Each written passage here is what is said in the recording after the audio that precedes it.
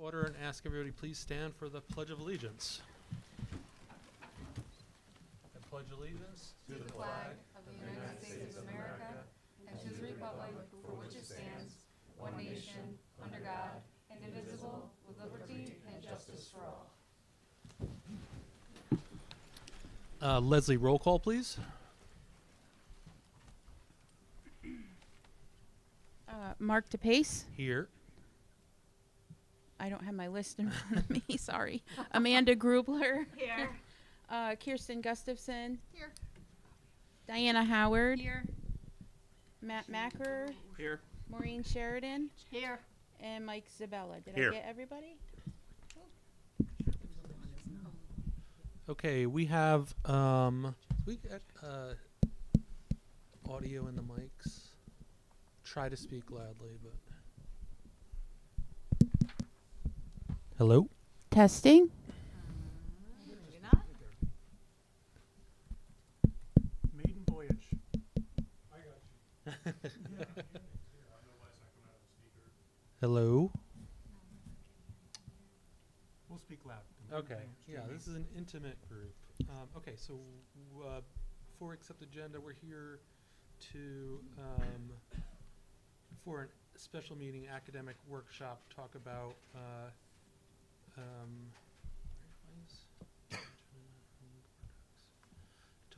academic performance in our buildings and in our district. But before we do that, we will have a few budget presentations, which are also equally important. But we'll try and move through those, get to the meat of the meeting as quickly as we can. So make a motion to accept the agenda as presented. Second. All in favor? And brings us to our budget workshop. Okay.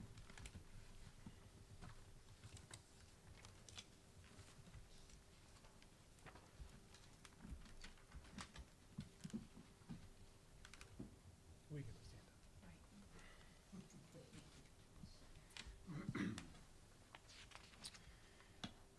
In the continuation of the budget season, we wanted to move forward and share with you the aspects of food service, transportation, and athletics this evening, and a quick review of our reserves and where we think we are in our expenditures so far this year. And you may put some faces to names tonight of folks that you've heard of but maybe not have seen in front of the camera or at meetings in this way before. But we'll hear from Lisa, Bill, Sean, and Justin tonight.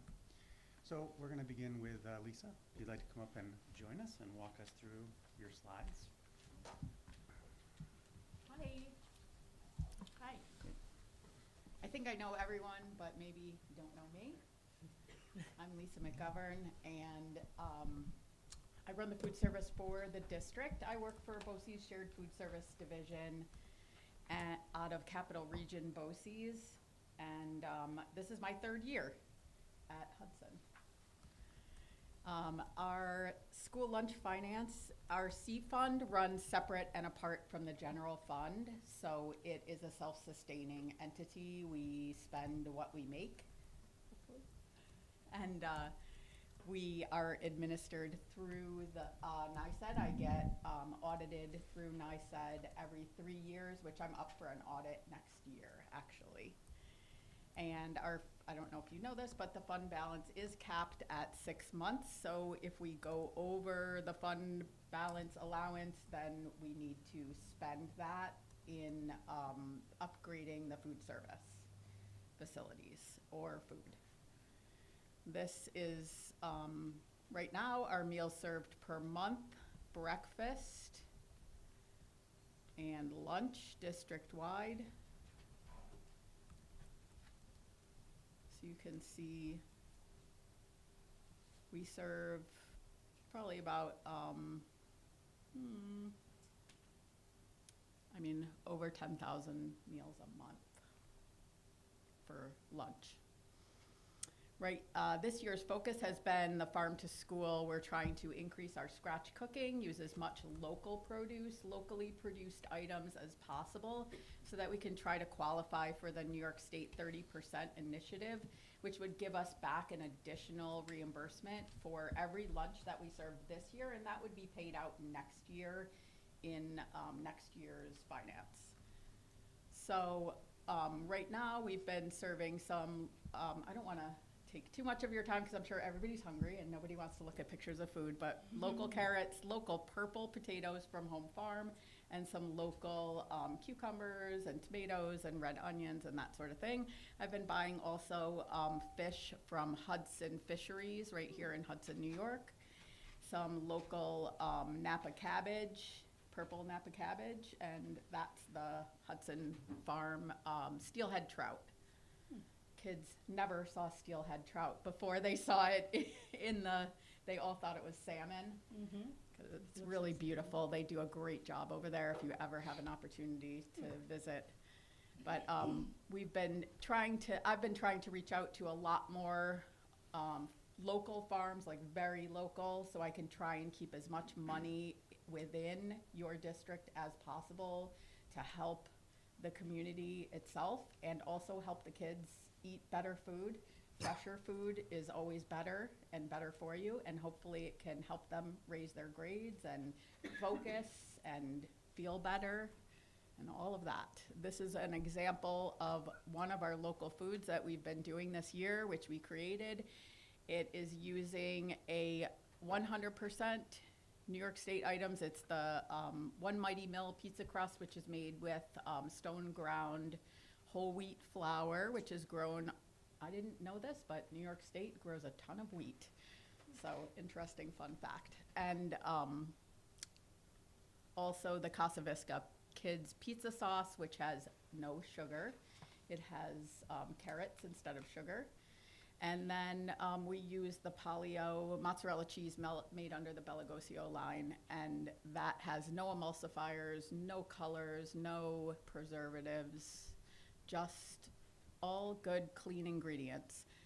So kids not loving the pizza this year, but I'm hoping that they'll get a little more used to it because they were used to the ones that they were getting that had a lot of sugar, artificial ingredients, colors, and emulsifiers in it. So I'm hoping that they'll get used to it, but we're gonna, maybe change some things up, try to offer a couple other alternatives on that pizza day that they might like better. And my staffing right now, I have myself as the food service director. I'm paid through Capital Region BOCES. I have 2 head cooks. I have 2 cooks and 14 food service staff, 2 of which are actually BOCES, Capital Region BOCES employees. And as we try to increase this scratch cooking program, I feel it's been more engaging for the employees. They're learning more culinary skills. They're getting more experience in that world, and I feel like it's making them own their little spot in the world a little more, be more proud of what they're serving the kids, see the fresh ingredients, see the kids' faces when they come through and say, I never saw a purple potato before, and it's exciting. So I feel like that's helping us retain our employees, engage our employees, have people be more involved in the process, feel more creative, and hopefully stay longer, be happier, come to work happy, have smiles on their faces, all of that good stuff. So we have some upcoming plans to collaborate with the agriculture classes. Right now, they're growing some dill and some lettuce and some Swiss chard and some rainbow chard for us that we've been serving in the classroom. And I would like to do more with the community, local farms, and just be more involved with that classroom and community connection. So that's just like a little bit more about what our upcoming plans are. We're trying to do some more with the garden. We're gonna have the greenhouse hopefully soon and grow more food. Hopefully the kids can get that connection of where their food comes from, seeing it go from seed to plate. We're also doing an expansion of our walk-in cooler and freezer at MC Smith, hoping to begin that at the end of the school year, and that will give us more room to store more amazing fruits and veggies. Any questions? Any concerns? I have a couple. Yes, I was looking at your charts here. It seems Yes. like the 25, 26 numbers are down yes. a little bit. Is there any reason you might know why? Yes. Is it because you're not putting a good sauce on the pizza, or? Actually, that's part of it, for sure. Like, it Okay. is a process, getting the kids used to not having as much sugar. There is laws going into effect, a new regulation going into effect next year, but we've really kind of been slow rolling it out, where we're reducing sugar. So it's gonna be 25 grams of sugar per day is the limit for added sugar. So we're reducing sugar in breakfast. We're not serving as much processed food, packaged foods. So it's gonna be a little bit of a process getting the kids to participate more. And as I was walking around the cafeteria looking at what the kids were bringing from home today from MC Smith, because I'm just kind of like, oh, why are they not taking lunch, right? So I'm walking around, I'm looking at what the kids are bringing from home, giant bags of Cheetos and cookies and snacks, and I would love to just put an appeal out to the parents, like, please, give your kids the snacks, give your kid cookies or whatever, but ask them to grab a sandwich in the line, and we can accommodate whatever needs that they may have, and feel free to email me, call me, whatever. And do you ever break your numbers down per school, or is it just? Yep, a lot of the loss is at MC Smith. Their enrollment is down a little bit this year over last year. And then I'm having challenges as well at the high school. We had a lot of staffing challenges at the beginning of the year. We're not able to monitor the lunch serving area as much as we were in the past. So kids were coming in and kind of like taking a slice of pizza and walking back out the door and not putting their number in, so it wasn't registering as a meal Okay. served. So I'm really working on that right now, but I am just one person, unfortunately, so I can only stand at one of the doors, and we have two of them. So, you know, I'm like kind of appealing to for some help a little bit. And the last question I had for you, do you ever work with BOCES, with our students that are going over there for food services? Yes. To try to entice them to come back to work for the district? Yes, we actually have a BOCES graduate that works for us at MC Smith. And she is amazing. And I can't say enough about the BOCES program. They're really great. We do an internship program at MC Smith and at the high school. We also have some co-arc employees that work for us, and they're amazing as well. And we've had such great success with both of those programs. And the co-arc employees, we actually have one that is working for, we have an employee that's working for us right now in the high school that has just been so successful. She has win after win after win every week, learning new equipment, learning how to, you know, do things she's never done before, and really overcoming the fears that she's had in the past. So I feel like maybe those, you know, those numbers don't look so great, but there's so many other super awesome successes that we have had this year that aren't necessarily going to translate to dollars. Okay, thank you. Thank you for the question. I appreciate it. Any other questions or concerns? Yes. Mike sort of hit it with my question. I just wanted to know, do you feel like you have enough staff down there, or are you short-staffed? And both of the schools? Yeah, sometimes I'm short-staffed when people call out, but we kind of rearrange. So you cover for each other, is that? Yeah, yep. I have the cook came up and actually covered yesterday, and I was you in have there cooking. I subs? had my hat on. Are there subs? No, Like we don't people- have any subs right now, but I am looking to add a couple subs that we would be able to train and get in here on a regular basis, because I do have people that are saying that they want to retire after next year. So I really want to start training, ready. gaining that bench that we have people ready to go, that want to stay, that want to like jump in and work, I think that's always the challenge in any food service establishment, is just maintaining the staffing level, because the turnaround is high in food service. But it's been great here. I have not had a ton of turnaround, but I think the beginning of the year was challenging. We're kind of staffed up at this point, and we're looking at next year, couple people possibly retiring, and hopefully getting some people in to train. Anything else? I'd just like to ask about what education you're doing with the students to help them understand the changes that you make. I asked this because I have a 6th grader who came home and said, the pizza tastes funny. And I said, well, I bet it's a whole wheat crust. And she's actually started eating the pizza now that she knows why it tastes funny. So I wonder what you're doing in that capacity. We did definitely do a lot of posters. We do a lot of signage. We do a lot of talking to them. We did a tasting last year with the pizza with the pizza, so that we kind of got votes, like whether they liked it, didn't like it, and they overwhelmingly loved it at the time. So Kids changed their minds. but we'll see. I mean, we'll see if we stick with this specific crust. Like maybe we move to something different if another producer comes out with something that's tastes better or looks different.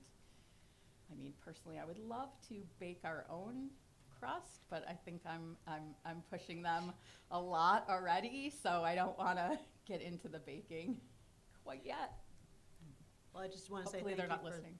for the work and effort that you've put into the local purchasing and the thought process that's gone into creating these meals. I think it's really impressive.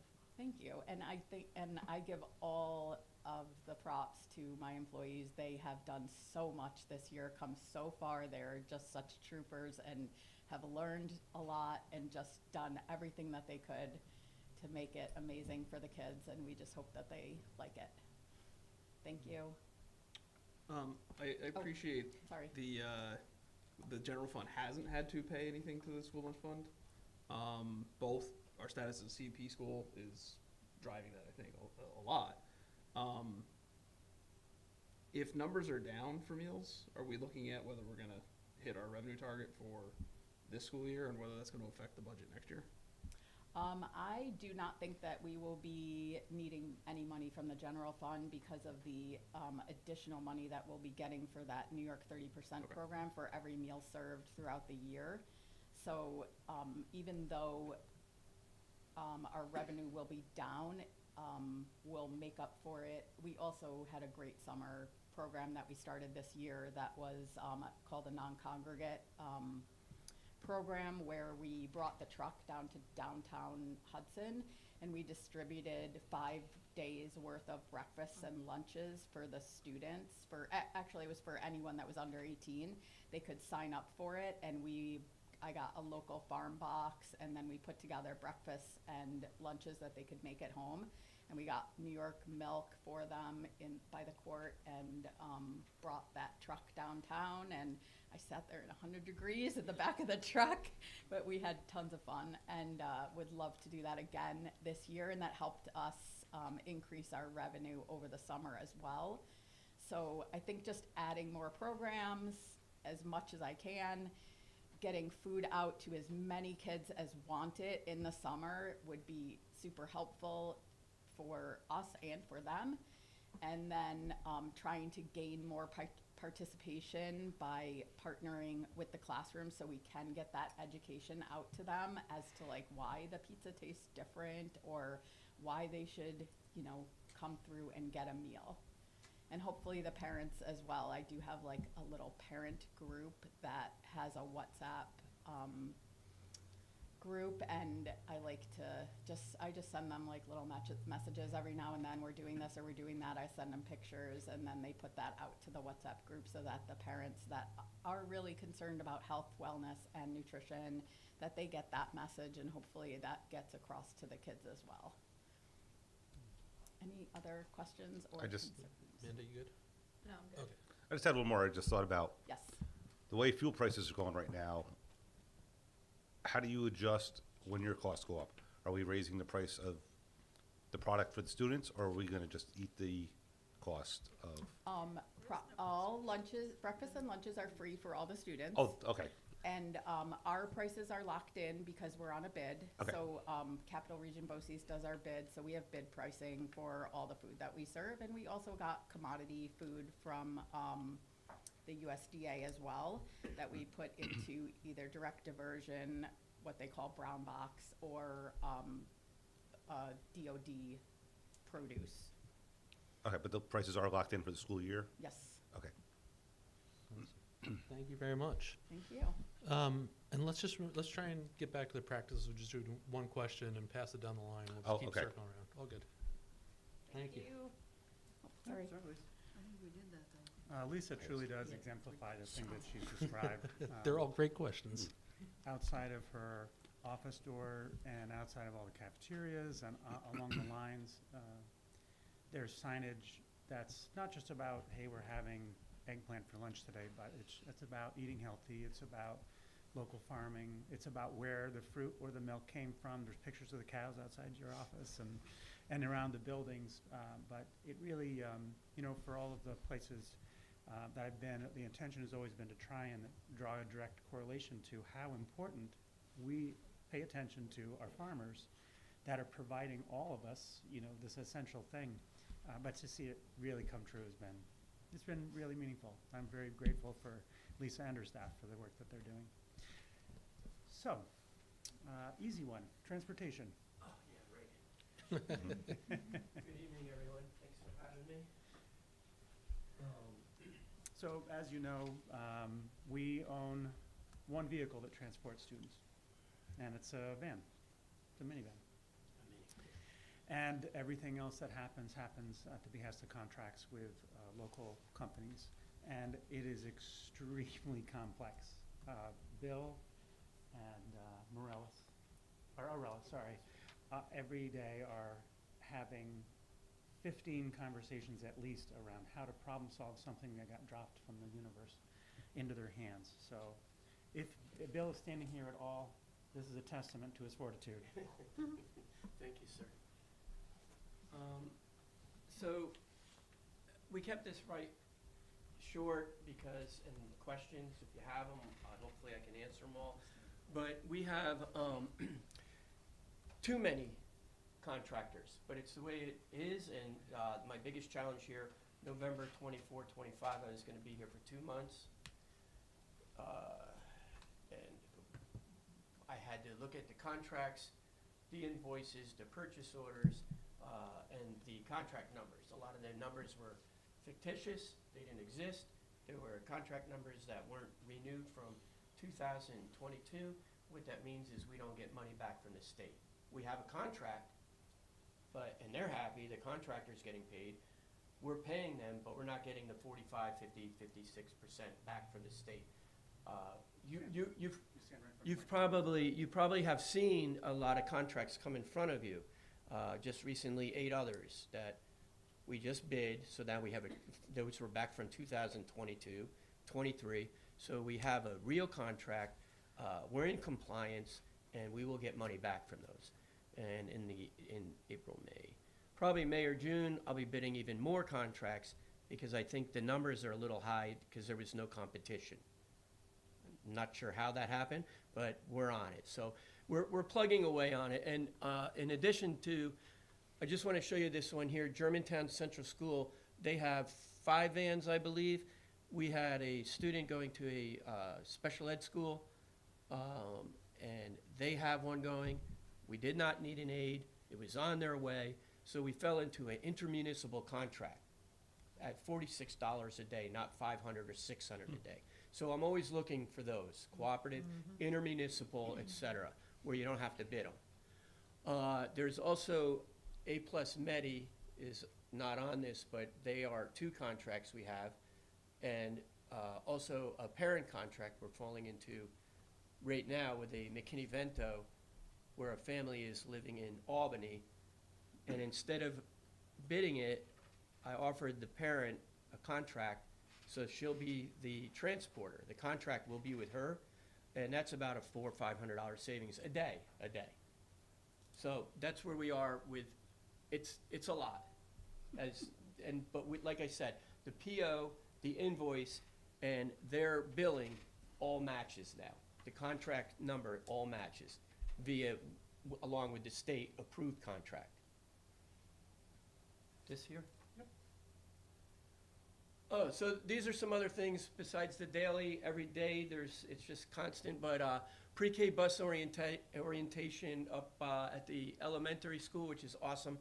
We get those little guys on the bus to get them acclimated to the bus, so the first day of school, they're not afraid of it. On that day, we'll probably have 2 or 3 crying. Then we do it again in the summer, and usually there's nobody crying. And by the first day of school, they're not afraid of a big yellow bus pulling up in front. So I really, that's actually one of my favorite things to do here. Operation Safe Stop, we're going to be doing that in a couple months. That's where I marry with the sheriff, state troopers, local police, and give them locations where buses are being passed frequently. They'll follow the bus. So awareness. And you know, we put that all out to the public. So they're not wondering why all these police officers are behind the bus. Spring bus drill, that'll be coming up. We're in compliance on that. And prepping for 26-27 routing. And this summer. So instead of going through this now, do you guys, why don't you go through that? If they have questions, I'll be happy to answer. Some of the main points I want to talk about tonight in terms of our transportation budget is we are projecting an increase again in terms of our contract transportation. So that's just based on regular increase. And also, as we're looking through the past couple years, we haven't budgeted enough for transportation, and there were just large groups of transportation efforts that were not budgeted or under budgeted. And for example, sports, for 24-25, the final expenditures was 171, but the budget was only 90,000. And so I'm projecting we should be around 200 by the end of the next season. And so that's also contributing to the increase in transportation costs. The other thing is that we love having Bill with us, but we would love to also have a transportation director that is on staff here at Hudson.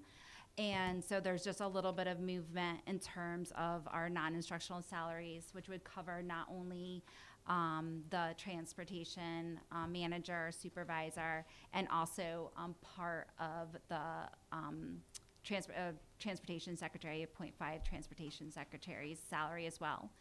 So that's also where you're seeing some movement in terms of funding. There's also been an adjustment to field trips.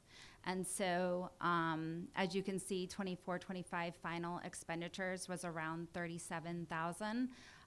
There was a budget of 60 for this year. However, looking at what the schools are actually utilizing, we separated it by school, and it's really a better kind of alignment of actual expenditures.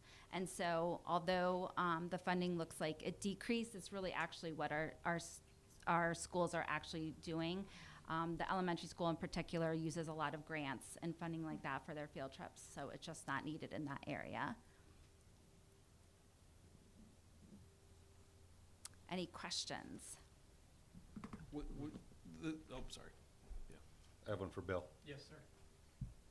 So I just want to let you know, though, on that last slide, budget time is, say, here, and the consumer price CPI comes out after. It's supposed to be at the end of May. A lot of times it doesn't come till June. So we're using 3.9%. We're in a war now. That could go up. It could go down, depending on the economy. But that's kind of our basis for getting a better idea. And this was not used in the past. So I'm sorry. Go ahead. Okay.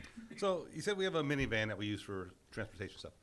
Would it be worth getting a 15, 20 passenger van for the smaller sports teams like the bowling or the swim team or golf team as opposed to contracting it out with a bus company? No. Okay, Well, I'll answer. The minivan it has to be under 7 passengers. You don't need a CDL, et cetera. Okay. Then you would need, then we're owning our own vehicles. okay, If we owned our own vehicles, absolutely. Give an example real quick. Germantown 4 or 5 vans, which I'm taking advantage of without us owning one. You have to hire somebody. You have workman's comp. What do you do during the day with them? They call in sick. There's so many other, it's a whole nother animal. But you do not need a CDL if it's, I believe, 7 passengers okay. and under. Not counting the driver would be 8. Can I just ask for clarification? Are you talking about buying one, or are you talking about contracting? No, getting one for the school So district, to buy one for the school? rather than Yeah, contracting out it with. just wouldn't, it would not make sense. And Germantown having 4 or 5, and there's grants out there. Now, I did speak with Tyler, and I'm not done with that. We're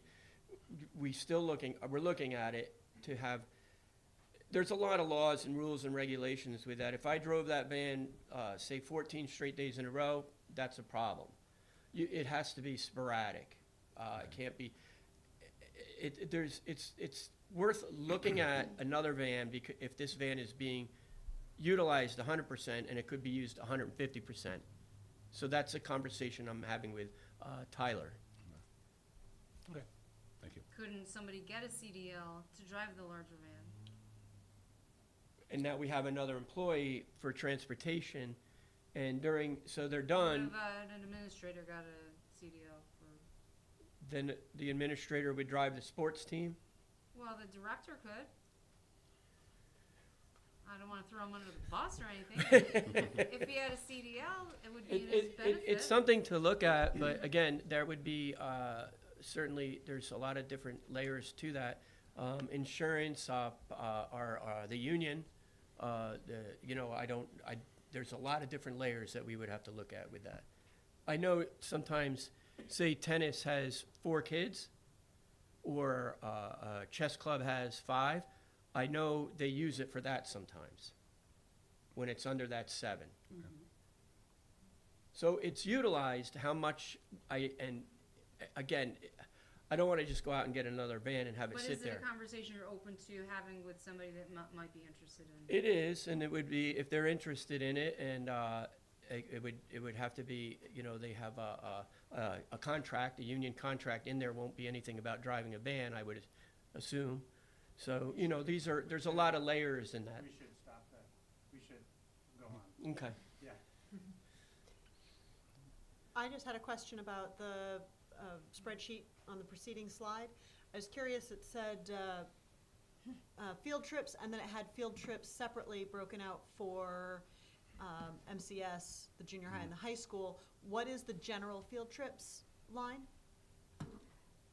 So sometimes there's other field trips that come up that may not necessarily, or it's also a place where if someone will go over their budget, they have something else that they planned. This is supposed to be for planned items that we do every year that we already know about, but there's those things that come up, and so it's a placeholder for those type of things. What would the other, if it doesn't, I mean, I understand going over or a surprise, but you said the other, if So it's not there's- yep. building. So tied to a the specific 00 building. code is so if we're looking at 5540 400 00 FTS, so that's a district-wide code. Oh, okay. And the other codes are specific to buildings. Does that answer? No, but I think it's okay. Okay, thank you. I had a question about the non-instructional, here, you go first, we'll go in order. That was just following up on Mike's question.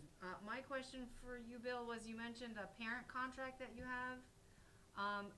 Does that contract you have with them cover us against any liability if anything should happen to? Yes, I get their registration, driver's license, I get their, I treat them just like they're a contractor.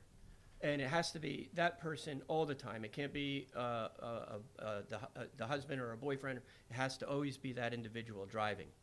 And I make sure that DOT, their vehicle, their driver's license, registration, all of that is in line. And I love falling into those because it's a huge savings.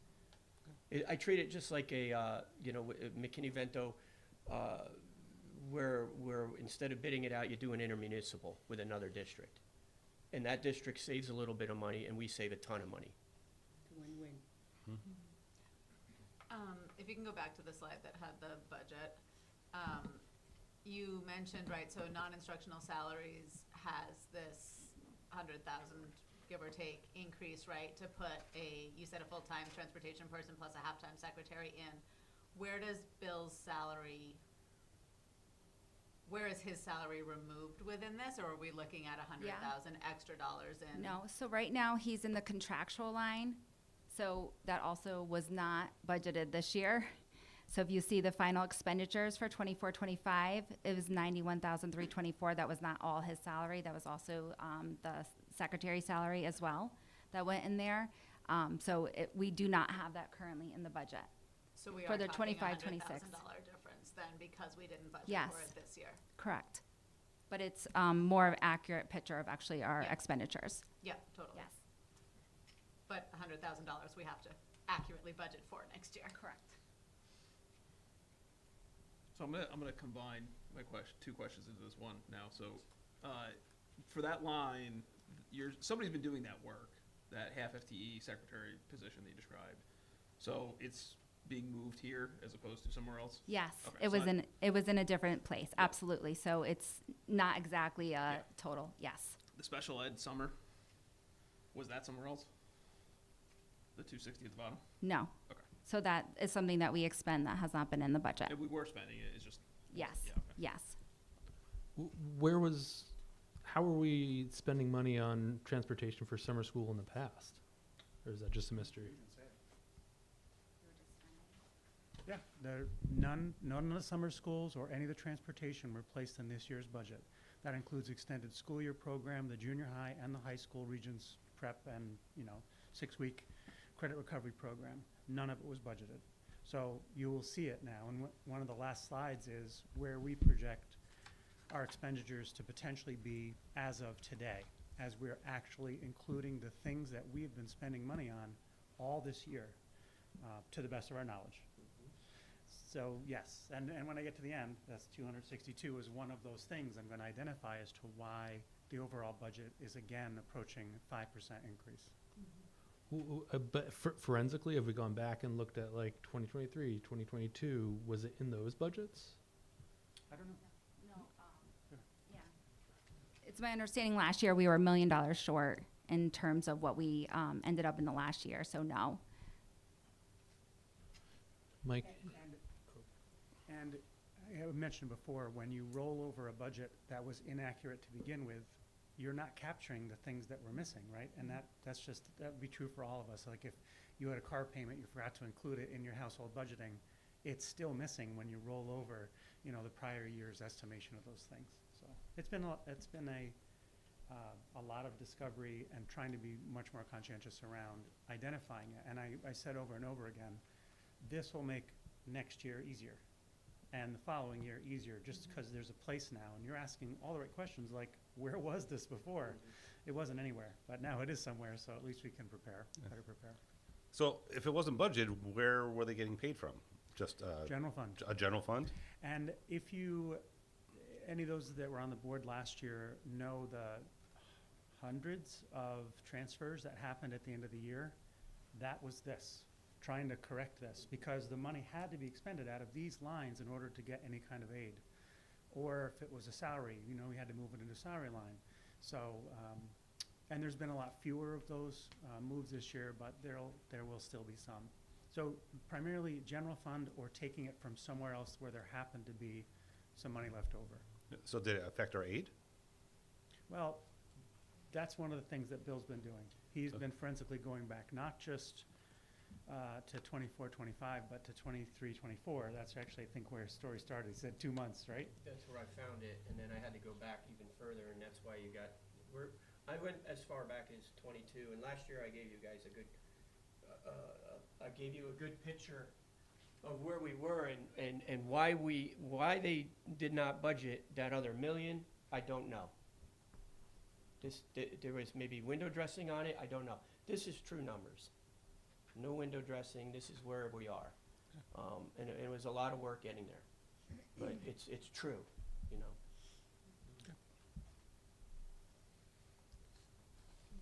I have two more questions. So in the past, we didn't have anybody doing transportation full time. It was a stipend to the business official, which obviously wasn't a realistic approach. Is it fair to say that by investing this money in a full-time person, we should be recuperating the same amount, if not more, in state aid just by being more on top of our contracts and Probably paperwork? 20 times more. Right. Okay. My salary compared to what we're saving and capturing, yes, easily. Right. Okay. And I would recommend at the end game when I finally, you know, we will, I would bring someone on once everything is in line, set, complete, all contracts are approved. It'll be handing them a nice, or her, a nice plate, and it needs to be maintained and managed.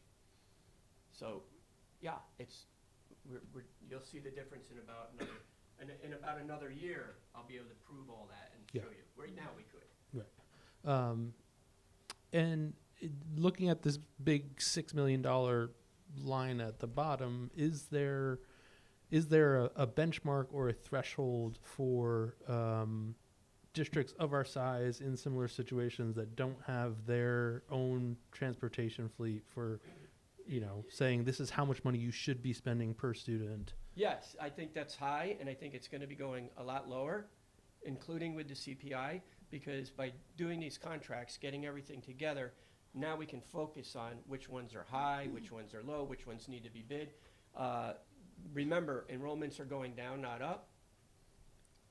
I would imagine, I haven't looked, but most districts, the enrollment is going down. It's going down from at least 10 years ago. Mm-hmm. These are the same routes. So I see us being able to be more efficient and consolidate routes. The other thing I'll say, Bill mentioned McKinney-Vento a few times. That is the act that protects students who become homeless during the school year. If they're in the district, we can usually create efficiencies and use bus routes that are already in place. But when a student is in Catskill or Albany, we have to transport up to 50 miles. They could be out past Hunter. They could be anywhere. We must transport them.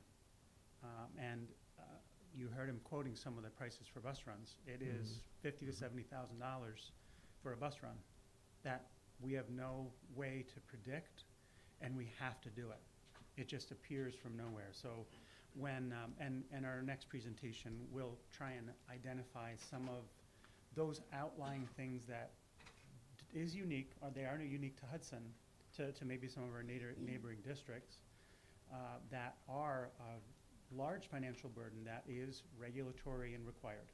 It's not a choice. We're not choosing to, I want to transport someone to Hunter. We don't choose to send students to specialized, well, we do choose, but students that have to go to specialized schools because of disabilities. Those are things that we're obligated to do. It's the best thing for our students. But they are sometimes very, very expensive, and some of our neighboring districts do not have the same level of that responsibility. The other piece that's in here is busing students to the nearby private schools, right? Under the just as an awareness of one other piece of this that is also expensive. Correct. Yes. And we do a lot. Yeah, and there's things you catch with this number being like this. There are other numbers involved that went down. An example, when I got here, we were transporting to the Catskill Montessori, Hawthorne Valley, and the other non-public school, Columbia. We don't do that in the summer. You don't have to. I stopped that immediately. So that was a savings. There's a bunch of little savings that, why we were doing that for every summer, I'm not sure why. But we are no longer doing that. The other thing that we will be looking at is the parameters for private and parochial is 25 miles, the boundary, or is it 50? It's 50 as well. 15. And, but different pickup spots, locations. Okay. So the parents will get them. I'll notice on the way into work, a bunch of parents will bring their kids to a spot on Warren Street. The bus will come through, grab them, and then shoot them up to Hawthorne or Montessori. Yeah. It used to be door to door. Okay, everybody good? Thank you. Yeah, thank you very much. Thank you. All right, gentlemen.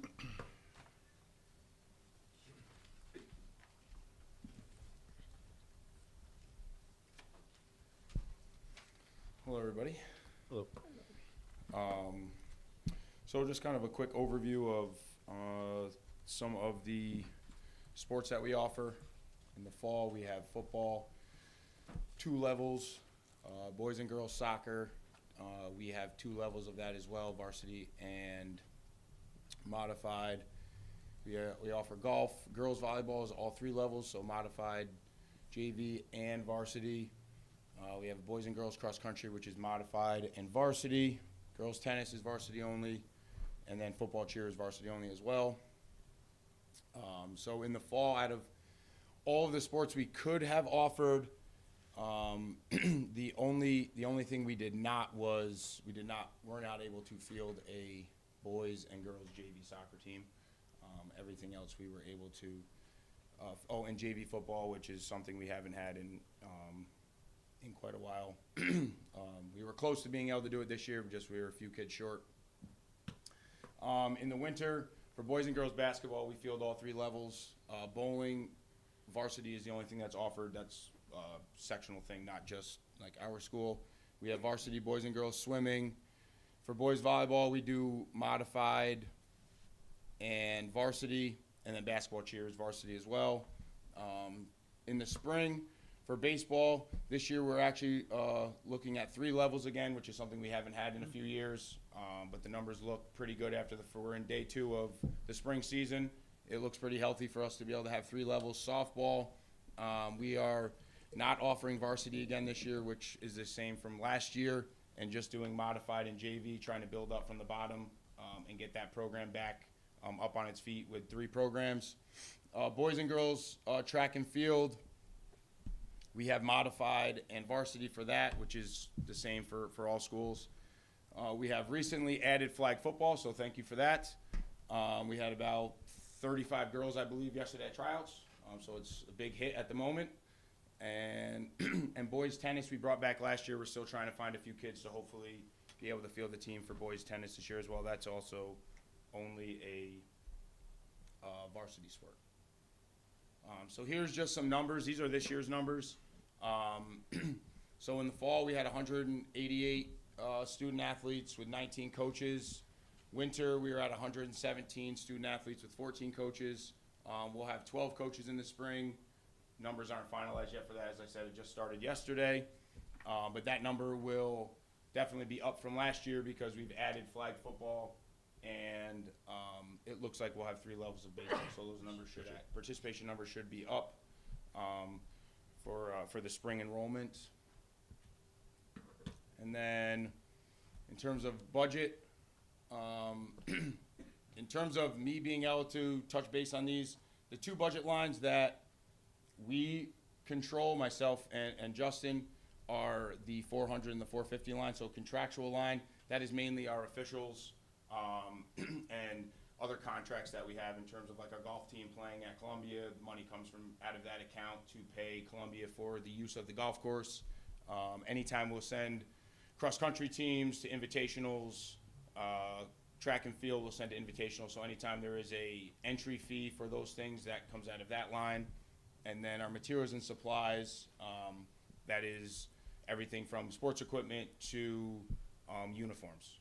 We do our best to stay within those parameters and, obviously not exceed those expenses. We do a pretty good job with having, some funds left over at the end of the year in case there are some like wish list items from coaches in the materials and supplies. Uniforms are budgeted. We have our uniforms on a rotational basis, so we don't need like extra lines for those. There are some schools who from year to year will have an extra fund for uniforms, but we take it right out of there and kind of have a good process going on right now in terms of how many uniforms we go through, renew each year.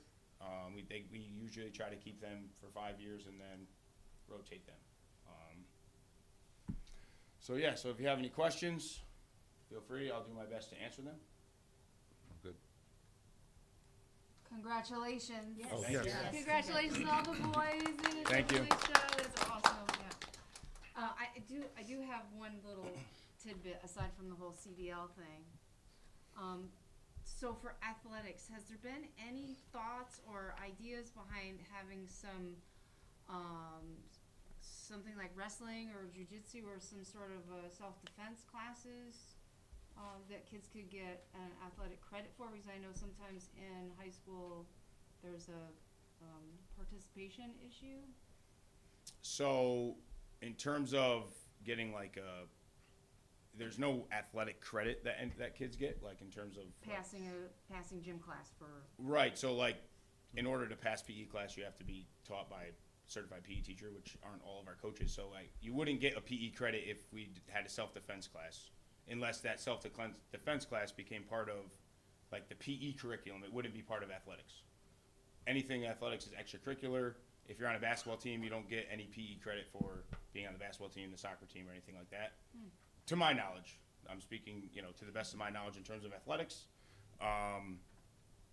There hasn't been. In terms of wrestling, I mean, we haven't necessarily looked at adding a wrestling team. I do know there would be a large cost to doing that, only because of all the mats that are needed, the storage for the mats. They get raised up into the gym ceiling, so you got to buy, obviously, the equipment that raises them up and down to store them. Not saying that it's not something we could look at to see if we had enough students here who would be interested, but I do know it would definitely be much more. It wouldn't be as cost effective as us adding flag football, which was essentially a couple of coaches and a new set of uniforms. Football or wrestling is definitely would be a lot more cumbersome to the budget if we were to add that. It looks like there's one line in this budget that's projected to go up for the 26-27 that's causing a 15% increase overall. Can someone speak to like why we're anticipating that 15% increase? You mean this up here? Yeah. That's because the contract speaks to every coaching position in the district, and that's what this number is. If we were to hire and pay every coach, because we are obligated by contract to potentially fill those jobs, we haven't filled all of them right now, but we could. We could have all three levels of the fall sports. We could have all three levels of the winter. So this number represents what our reality could be if we hired Got it. everyone that's And in. last year we didn't budget for that. No. Okay. So I know that immediately post-COVID, we saw a decline in enrollment in sports. And knowing that we have a decline in overall enrollment in the school, do you feel like a larger percentage of students is participating in sports? Are we starting to see a comeback? I think our numbers this year were around the same, if not maybe a little bit more than last year. I didn't put a comparison up here. I was more thinking of like this year, and I should have done that. But I could certainly get that information because I did come present to you guys last year and pulled all of the numbers.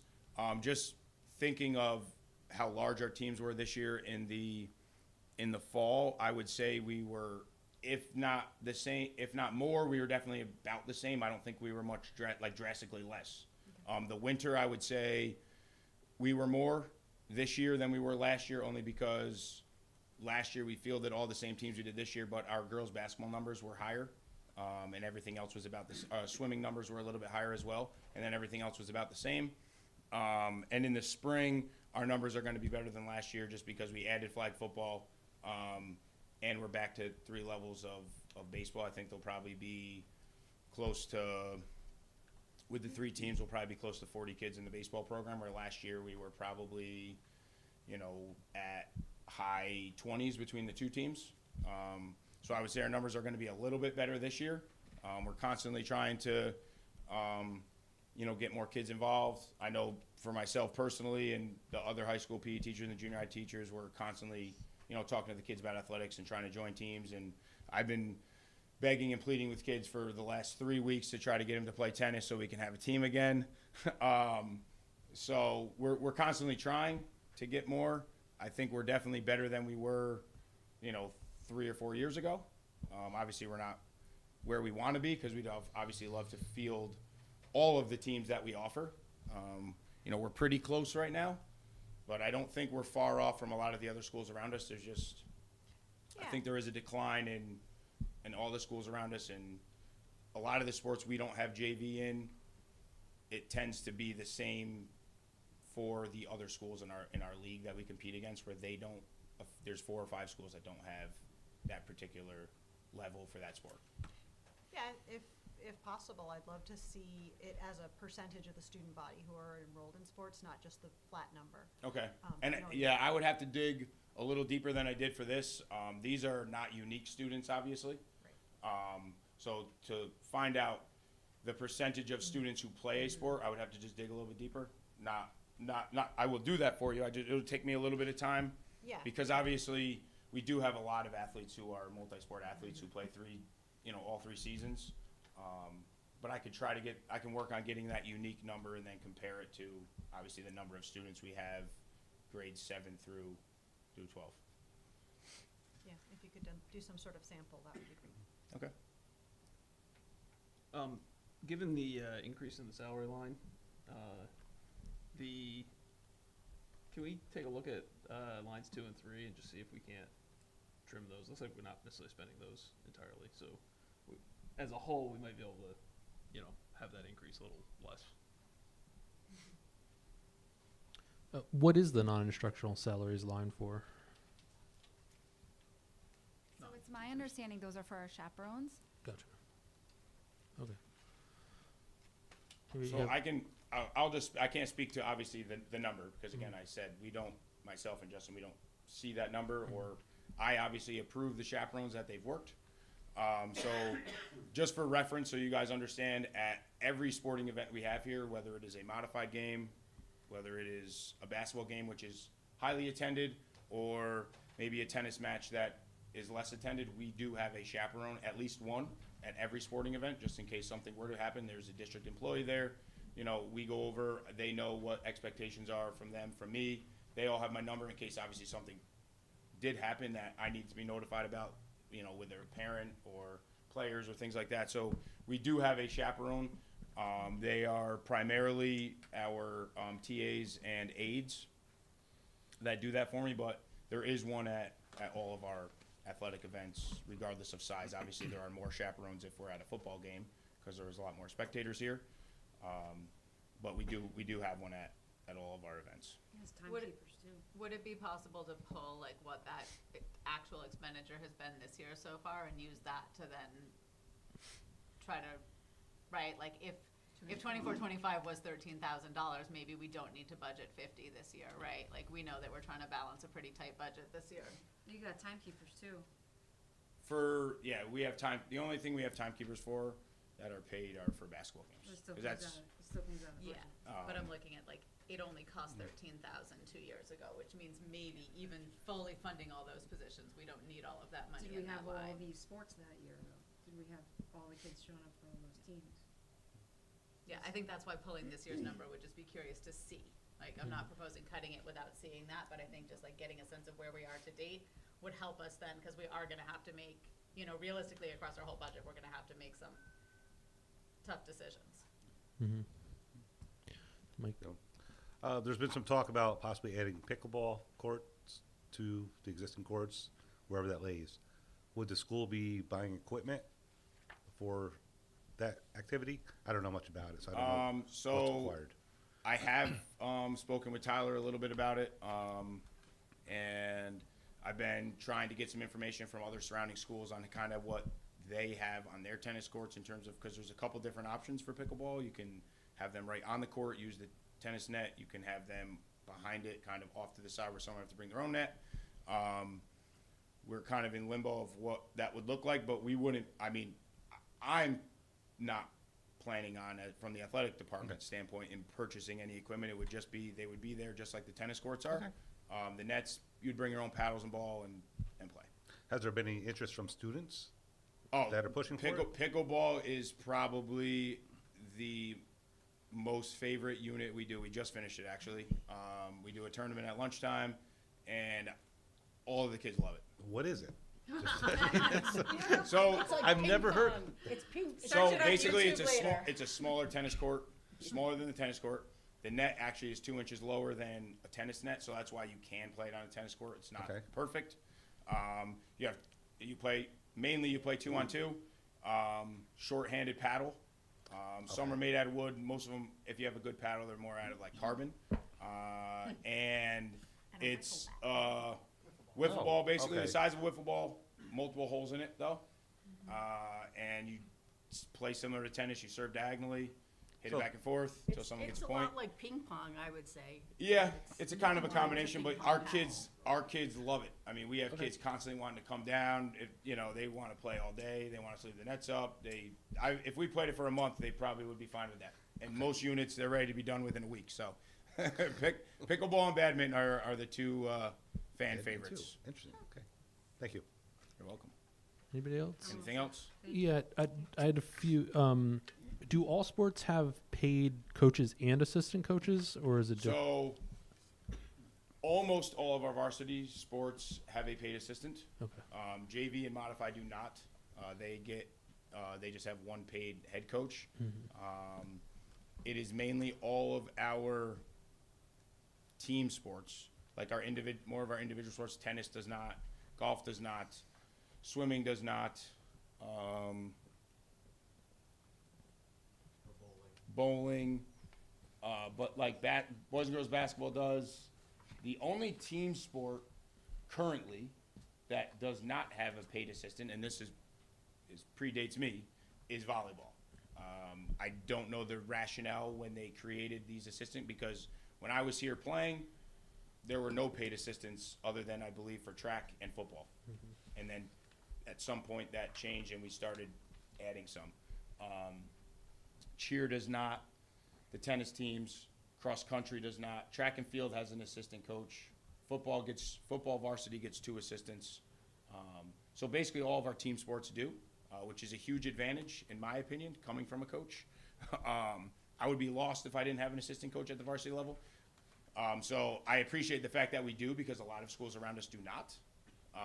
But I think it's definitely a huge advantage to our student athletes to have 2 coaches for those higher level teams. And we do from time to time get some volunteers that come in and assist and help. But yeah, for the most part, we have paid assistants for all of our varsity coaches or varsity sports.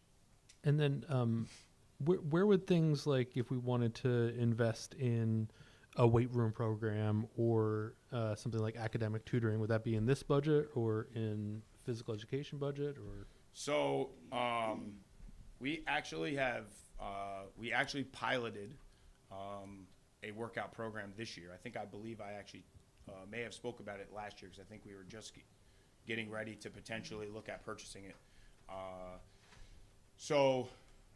We had a weight program we picked 2 sports that knew we were going to use it. So football, and I currently am using it with my basketball team. So we're going to look at, was it worth it for this year for us to look at increasing that to, they have a school-wide program, which then could be utilized also by our PE department if they bring their students in, because it's a app-based, but also you can pull it up on the TV in the weight room, and touchscreen shows you how to do the exercises, videos with it. It's a great program. We've been in the weight room since November, 2 times a week with my basketball guys, and I think it's fantastic, and it's something that myself and Justin have wanted to do for a while, getting some sort of workout for our athletes. So right now, we did that. We paid for that out of that. That came from our contractual line. And like I said, we just piloted it with a couple programs, because you have to pay per user unless you do a school-wide program. So that's what we're doing right now in terms of a weight program that we potentially will look at to see what the feasibility of us doing it school-wide might be, like just for 9 through 12. But that's definitely a possibility. And the second part was? athletic tutoring. Yes, so with the change in administration over the summer, it kind of just didn't happen. We had it the previous 2 years. I don't know where that budget line that came from. I would love to see that back in there where I could get some academic tutors after school for our athletes, or just students in general. It doesn't have to just be for my athletes, but that's what I'm here speaking on. Yeah. So, because I think it is helpful for our kids if they do fall behind academically, not that they can't stay with a teacher from time to time, but this was something where they had a room to go to. They knew there was going to be an adult in that room, and they could stay there for 45 minutes, get some work done, and then either go to practice because their practice was late, or miss some practice and then go to practice late. And I would love to be able to look at potentially adding that back for this year, if at all possible, even if it's not as many days of the week. When we did it last year, it was 4 days a week. Even if it was 2, I think it would be definitely helpful. Obviously we're always talking about academics here and things like that, so I think it would definitely help our athletes and any other students who want to utilize it. Awesome. Thank you very much. All right, thank you guys. So that could be in the instructional salaries, also that $20,000. Maybe it is. So I mentioned looking at initial expenditure estimates. We're currently this year $58.5 million. This is $3 million more. Here's why. This is just a short list I did while I was standing there. You saw $260,000 for the extended school year transportation that was not in the budget this year, plus the money for the program, the staff that we paid to run that program, another $70,000 to $100,000. We have staff members in the Stronger Connections grant that's ending this year. There will be no renewal for it. That's 4 certified staff members and 2 uncertified for another $500,000. The high school summer program last year, which was 6 weeks of instruction and regents review and then the assessments, another $400,000, including transportation.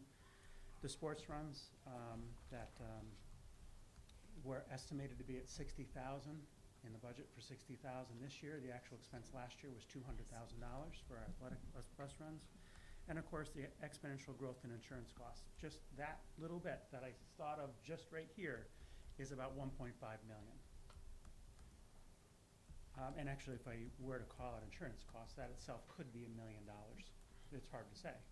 And the discussion with all the superintendents today, we went up for a regionalized transportation meeting, Bill, Christie and I was talking to the 4 superintendents in the parking lot that are all within 25 miles of here. And they said, basically, in 10 years, I'm going to be able to offer insurance, and that's it. It's going to be the only program we offer. So we need to get that under control, obviously. So here's a quick reminder of reserves. So we're not coming to a conclusion today. I just want you to know the hill that we are looking at. And you ask great questions and saying, like, where can we trim? We know we have to trim in some places. The reserves that were presented to you last time, total reserves right here, because we used some of them this year, and then unassigned fund balance of 6.1 for a total of 12.959. And really, this is what it comes down to.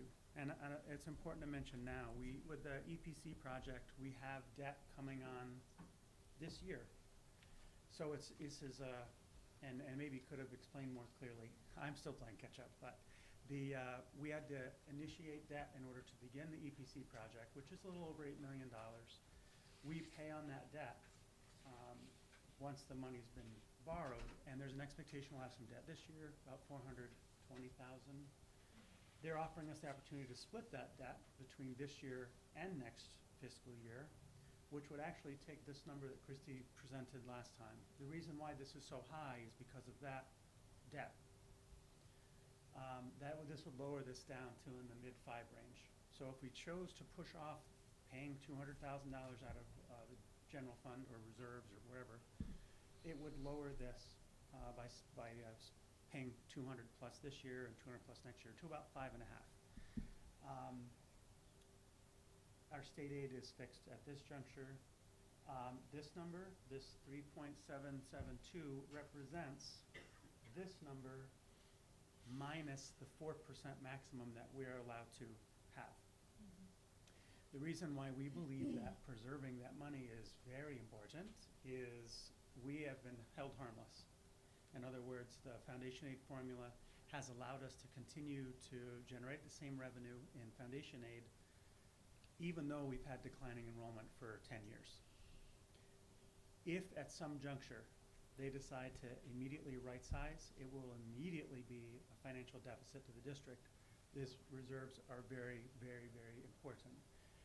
They are also for unexpected insurance costs, unexpected transportation, McKinney-Vento, special ed placement. So again, this number is that larger number, keeping 4% in the bank. So you have, the board in the next few weeks and months can decide to go all the way up to this if we don't split the expenses for the EPC. And you can go all the way up to this while preserving 4% in our bank account, just to give you a sense of how much money that is generating. And we have some other revenue as well. And in Chrissy's calculation, all of this and all of this is only this much. And you saw the number I showed you, which is 61.5 million. So we have some work to do. We have some work to do to right size. And we're not proposing 7.33 in this. That's not a number the board will likely end on. So we have a lot of work to do in this to be responsible for our taxpayers and to do what's best for kids, finding the balance in there. So, I mean, just saying this to folks who might not be able to see this who are watching online, right? We're talking about those numbers right now means right off the bat, even if we went to those maxes, we're trying to take $1 million out of other places in our budget.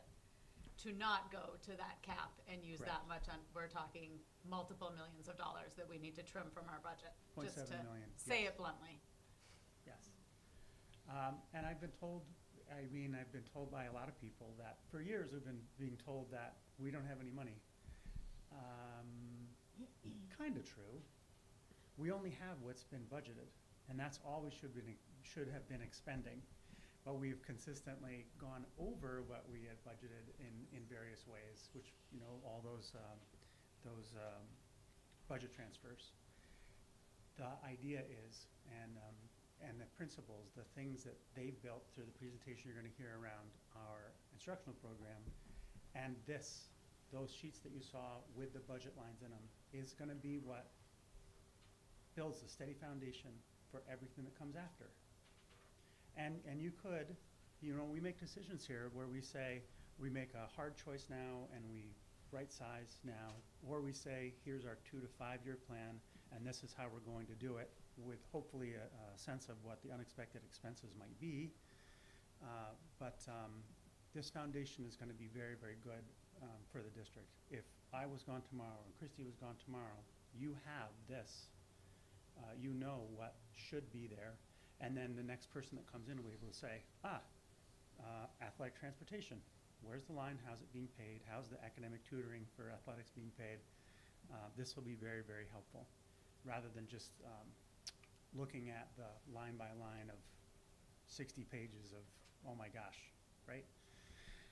Any questions?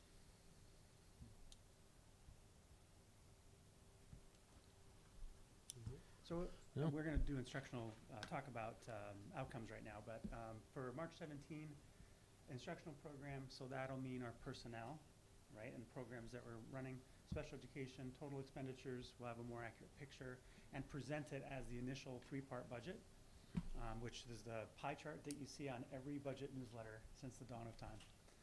And that'll include administrative costs and the board line and board costs. Okay.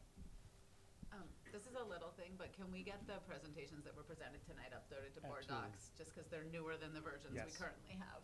Yep, will do. Other one. What's that? Do principals first. Yeah. This one? Yeah. You want them to go first and then you? I don't care. Yeah, that works. I mean, I can go first. I thought you'd be a nice frame. Sure. Trying to connect. I'll reload, see what happens. Would the leaders like to come and join us at the table? So yeah, I wanted to put together, we have a lot of data to look at, and also just wanted to put together a little bit more macro data that tells a little bit of a bigger story than we're going to talk about here. I think it's helpful for everybody on the board to understand where we're at. Mike has asked the question a few times, how did we get here? And we're going into a moment where we're looking for a new superintendent. So I think we need to have as big of a picture as possible to really figure out, where it is that we need to go. And also just wanted to, put some things out there so that we have, as productive a conversation as possible with all of our principals. And, so that is the main goal is, we want this to be a conversation, we want you guys to be sitting here with us, coming up with ideas together. Obviously the top priority is to, change academic outcomes over the remainder of this school year. We want everybody at this table, their voice to be heard, including Dr. Bailey. And, we're here to come up with ideas and solutions, not to, place blame on anybody. And, I think just some statements about the general landscape. We all know that state test scores are not the full picture of our students and what they are able to do, not an indication of, all of our amazing teachers and administrators and staff. We know everybody is there trying their hardest, going above and beyond.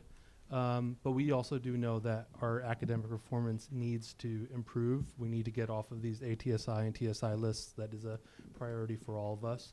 So yeah, we really want everybody to just think critically, find ways to create positive change. And here's just some, again, really top level data that all comes from NICED, looking at things back from 2012 until 2025.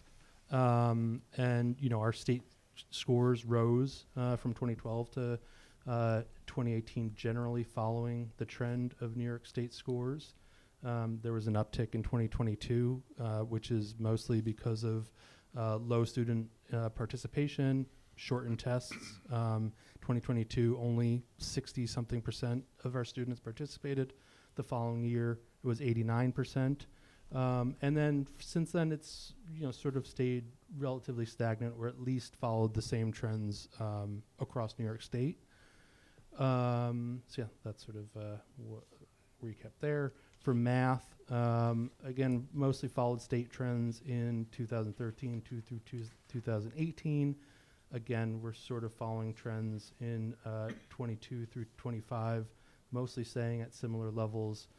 With a dip in 2022, you can see New York State also went down, and we went up in 2024 to our highest levels, along with New York State. Didn't want to totally discount science, but we all know that's been a little bit wonky the past few years as they've changed a lot of the formats. And traditionally, our science scores have been significantly higher than math and ELA.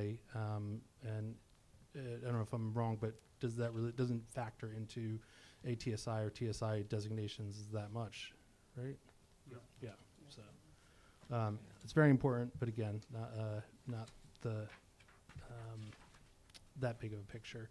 And then graduation rates. So 2013 through 2022, our graduation rates stayed consistently in line with trends across the state.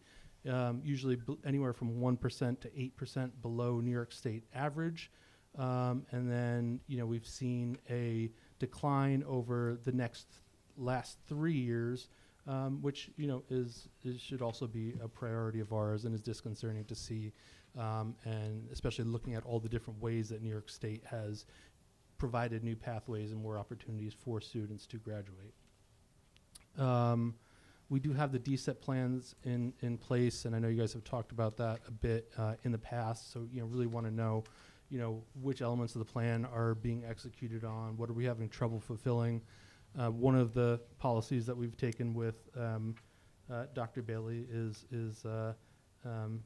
radical truth. We don't need anything sugar-coated. If something's not working, we don't want to know why, and we want you guys to tell us. And want to just be also honest about the barriers to success that exist. We can all know that inconsistent leadership has obviously been a factor. We have to face that. We're going to have another change coming up soon, so it's something that we all need to be comfortable with and work together to overcome. Chronic absenteeism we've talked about a lot, but otherwise, we want to know what else you guys are seeing, and what else is out there so that we can help as we get into the next school year, and provide you guys with what you guys need to be successful over the remainder of this school year. Really just be aware, have as big of a picture as possible, and also make sure that we are choosing a leader who can help us address those concerns moving forward. No, up to you guys. Thank you. And that's why I wanted Mark to go first. I can't think of a better summary of, you have to look longitudinally. Very few things in schools happen in a heartbeat or in a drop. And it's very powerful to see ELA and math scores going back 10 years or more, and seeing we're actually almost at the highest we've ever been. That doesn't mean that other schools aren't outpacing us. And there were a whole slew of things that I promised them that I would say before they began their presentations, and then I left my piece of paper in my office. I'll take this over here.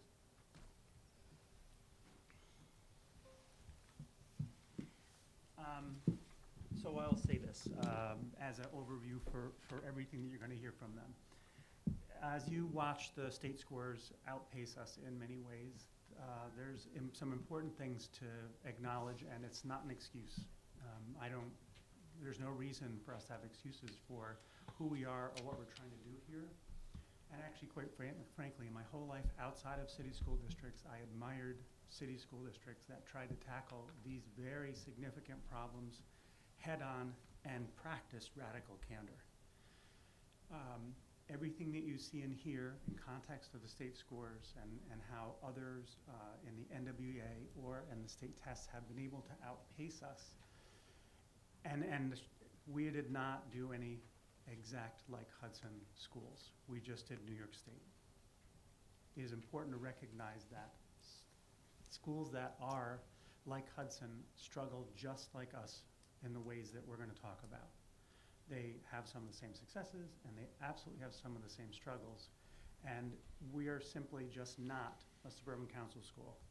We are not a small school of 400 in the North Country where everybody looks the same, speaks the same language, and has the same cultural background. We are Hudson. And I have loved my 7 months because I finally feel as though I'm experiencing this is what the real world is like, and with the real world challenges. So that's the most important thing. When you're looking at this, remember that we are unique. We're not like everyone else. You'll hear score abbreviations for the classifications of our schools or designations. The ATSI, which is on the very first slide, the additional targeted supports and improvement, and TSI. Thank you, Mark. And they come with them the DSIP, which is district-wide, the SEP plans, which are the comprehensive education plans at the building level, and the state expects that within 2 years we move where we're supposed to move. In other words, we outpace other districts like us for the subgroups that we've been identified for. And local, really local monitoring it's the work that we basically almost always do in schools. When we're talking about chronic absenteeism, we're talking about students missing 10% of days. So if there's 20 days in a month, they miss 2 days, that's chronic absenteeism. Am I doing that right? Mm-hmm. Yeah, so if their benchmark is February 28th, that means that students have had 6 months. That means if they've been absent 12 days, they're chronically absent. So they're benchmarking throughout the year. So as we're fond of saying, students can actually get off the chronic absenteeism list if they just stop being absent. So they'll talk about that from a designation perspective for the grades 3 through 8 tests. We have 1, 2, 3, and 4. 1 is significantly below standards. 2 is below standards. 3 is proficient, and 4 is above proficiency. And at the Regents level, it still goes by Common Core 1 to 5. 3 is proficient, so anything that's 3, 4, and 5 is considered to be on proficiency. So when you hear Derek talk about secondary at the high school Regents exams, it's on a scale of 5. You're going to hear the word PLC quite frequently because they have professional learning communities in their buildings, which means that you've got practitioners working in small groups talking about these real-world problems. And I think that was all. Did I hit them all? I think so. All right. And please do stop us and ask questions, because in amidst all the data, there are a lot of acronyms and some things that we may not have covered. So please just ask us to pause when we get there. Thank you. So, and I'm going to start. I may at some point get up when I get to my first slides and point to some of the things just to point out, because I think once we get going, probably the questions will be less because the data will be more understandable. But I think as we begin, I just want to make sure that everyone understands what a 40th percentile means and what that means, a median 40th percentile, and some of those terms that I just want to make sure that I'm clear on.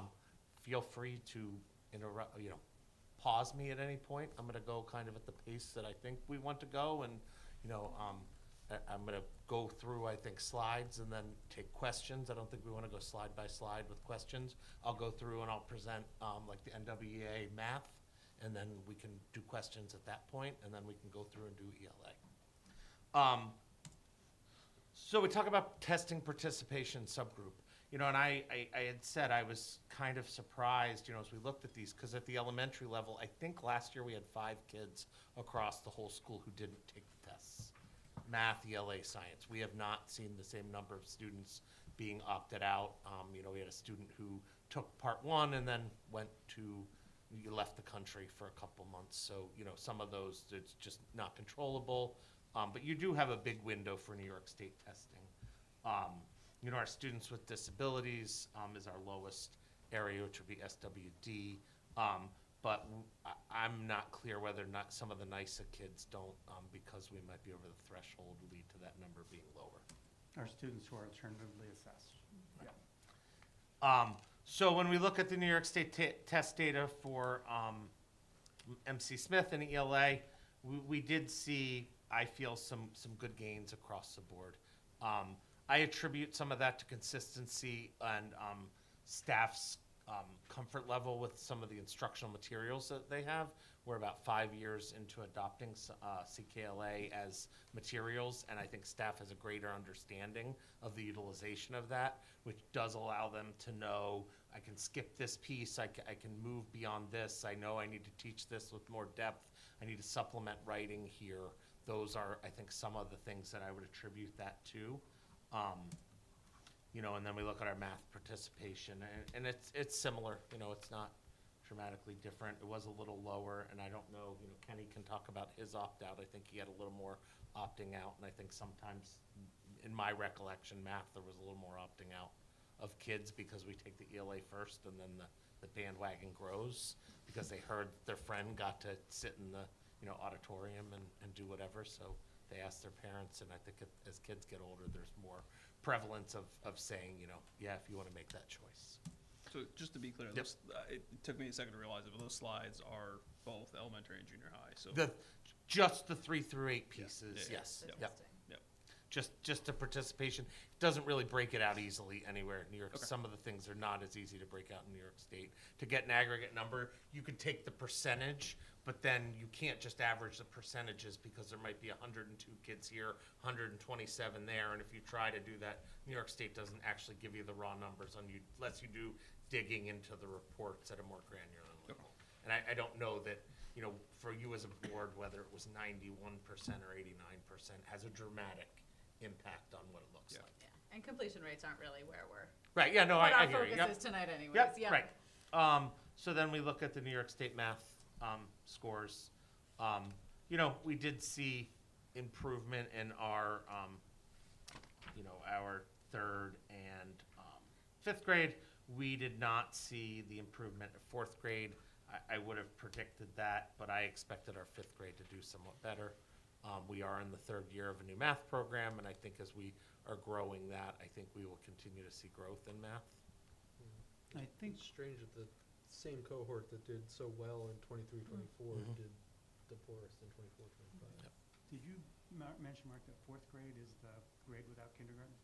No, I mean, it's fourth grade, you know, we talked about it a little, they're the grade that missed kindergarten as we talk about interrupted instruction.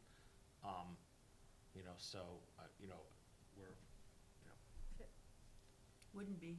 Fifth grade. it's fifth grade now. My Fourth- kiddo. Oh, Right. fourth grade for It's them. Fourth the- grade here. Yeah, Yeah. yes. In 24, 25, Yeah.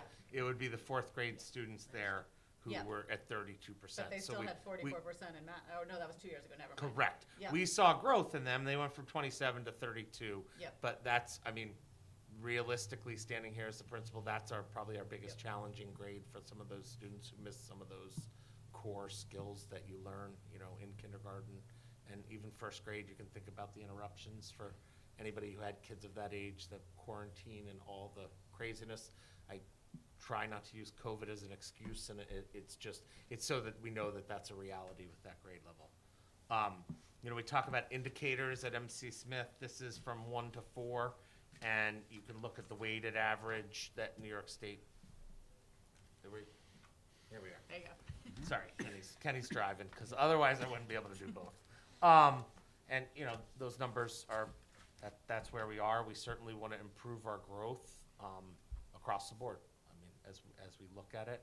And it's surprising to me as we look at our growth in, you know, let's say ELA, that we didn't see any of our, you know, our numbers are all 1 in growth, and we're trying to do some, we're doing some data analysis to determine where that, you know, why our growth is not impacting where, you know, our scores would be.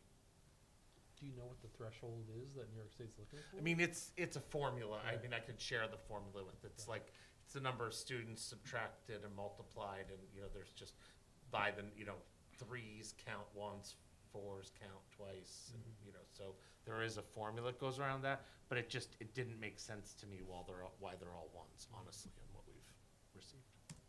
And every year, we're not just being compared against ourselves, we're being compared against all schools, all students. So if other students outpaced in growth, then our growth was slower, then we'd still be stuck in 1, even if kids were growing. Yeah, it's relative to It the becomes state relative, average. yeah. Yeah. And we're gonna show some of that growth in New York and NWA. It will show the growth that students are showing in comparison to all the students in the country.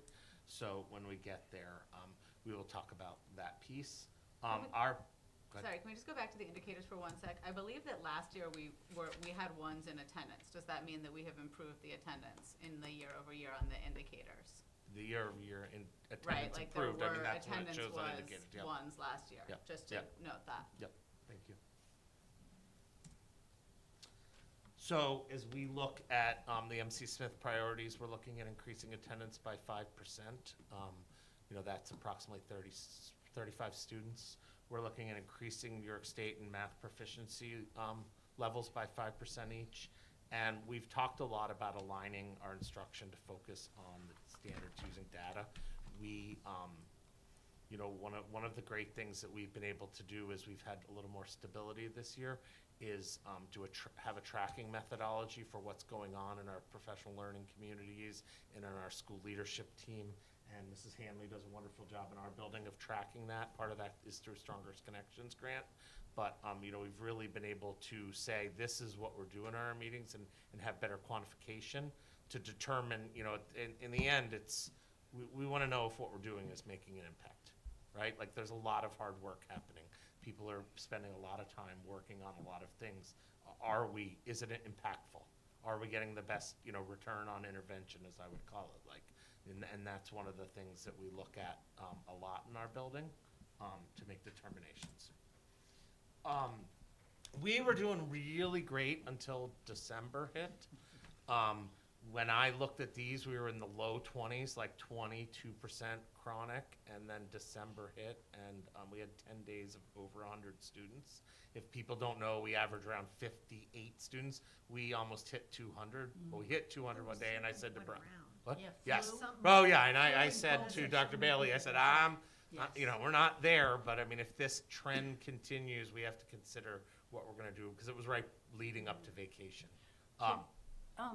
I mean, what about virtual? Some schools, New York City does virtual and counts it as a day of attendance. You mean like for snow day or for? No, I mean for a snow day, Right. but for kids who are sick. Oh, If we can right. somehow, at the elementary, they don't have their Chromebooks with them at Right, at I mean, home, but the kids that we had, like those poor nurses, like I Yeah. would just say in that month, it was a lot of stomach Stomach base. bugs, yeah. Like, Yeah. I don't see how many people would be getting on. But I mean, it's certainly something that exploring is certainly something, as long as it's useful to learning. You know, what I don't wanna do is, you know, I mean, screens have a valuable place, but there's also a place for that teacher Yeah. in there, and, you know, I mean, I think we all know from I seem to recall the shock of this teachers stuff. finding the hybrid teaching exceptionally challenging as well. Teaching to both a screen and to We got students in used the to it. classroom. we Well- definitely got used to it, right? Wouldn't you agree? But, you I don't weren't, wanna you talk weren't about- I don't there. wanna talk about You virtual. weren't there, I'm So, sorry. that's where we are on chronic right now with our attendance. I think, I do predict that we're going to come out in a better place. I think the other thing last year, and it just is what happened, thank goodness for snow, because we aren't gonna have like a full week off, which led to a lot of, before and after was, we struggled to have kids come to school, because spring, whatever you wanna call it, summer fever, hit harder. We're hoping, that's our, you know, and looking at the data and looking at where we were, you know, we were chugging along last year, and I came here and told you, I think 3 months beforehand, we are on pace to be 12% above or something along those lines, and I think when I came, we were like 1% above what we were the year before, because that put a dent in our. I was just gonna say that maybe note to self that the calendar, whenever we approve the calendar, that maybe we'll wanna make sure that we're not putting those buyback days or in that May break. It's not, I mean, I remember last year, I felt the same way. Tuck one into As a the April teacher, break or whatever. you know? I Yeah. mean, And the some high school schools do. teachers struggle with that too, because of regents right after, Right. especially with, every year there's a newer regents exam in the beginning of June. So our attendance in the high school goes down Yeah. once June hits anyway, so Yep. it's Science definitely does something too. to think about. So as we continue to look at attendance, we pulled year over year. You can see, I don't see a dramatic difference in this. You know, you can see the cohorts that have stronger attendance, had stronger attendance generally year over year. But, you know, I mean, we're within, you know, I pulled this yesterday, and today we went up, I think it was almost exactly even today, because it does fluctuate pretty easily. So this is where I'm gonna stand for a minute, because I'm gonna talk a lot about NWA. NWA is the new, like what we've used as our benchmarking. In the past, we used FastBridge. And I just want to give some clarity to the board, because I think last year, that data was presented to the board and said that, you know, it's going to predict what New York State scores are going to look like. One of the things that FastBridge has is it has what's called an A reading, and then there's an auto reading, and then there's CBM, right? A reading is like reading comprehension. Auto reading has some more of that convention piece in it, vocabulary and some of the other pieces, and then CBM is going to be the fluency. None of those measures from FastBridge really translate over to as high a predictive value as NWA, which is one of the reasons that we went there. Long ago, for those who've been around with me for a while, when we did this long ago, when Dr. Suttmeyer was as the assistant soup, we wanted to go with NWA, but it was about triple the cost. And as a district, we made the decision that we started with FastBridge. And I think FastBridge is much better as a monitoring tool than as a benchmarking tool if you want reflective data. Now, one of the things that I am sorry to report is that there's been a glitch in NWA the last 2 days to give you proficiency summaries. So I am going to, I spent a lot of time the last 2 days on chat and on the phone with NWA. They said it's going to be fixed tomorrow morning. The fix happens at like 2 a.m. and then it's there. So when I have those, I will send them to Dr. Bailey to share with the board. And what that's supposed to do is supposed to be an on-grade level predictor, whether, how they might perform on the state test. That's what he means by proficient. So every one of these slides that you're going to see is going to have this growth, right, percentile. So this is how they did compared to all the students in the nation, or all the schools. So if you had 100 schools, we were better than 37, and there were 62 that did better than us on growth. And then you have achievement for the fall, and you're gonna have achievement for the winter. There's also gonna be your delineation of red, which is the 20th percentile and below.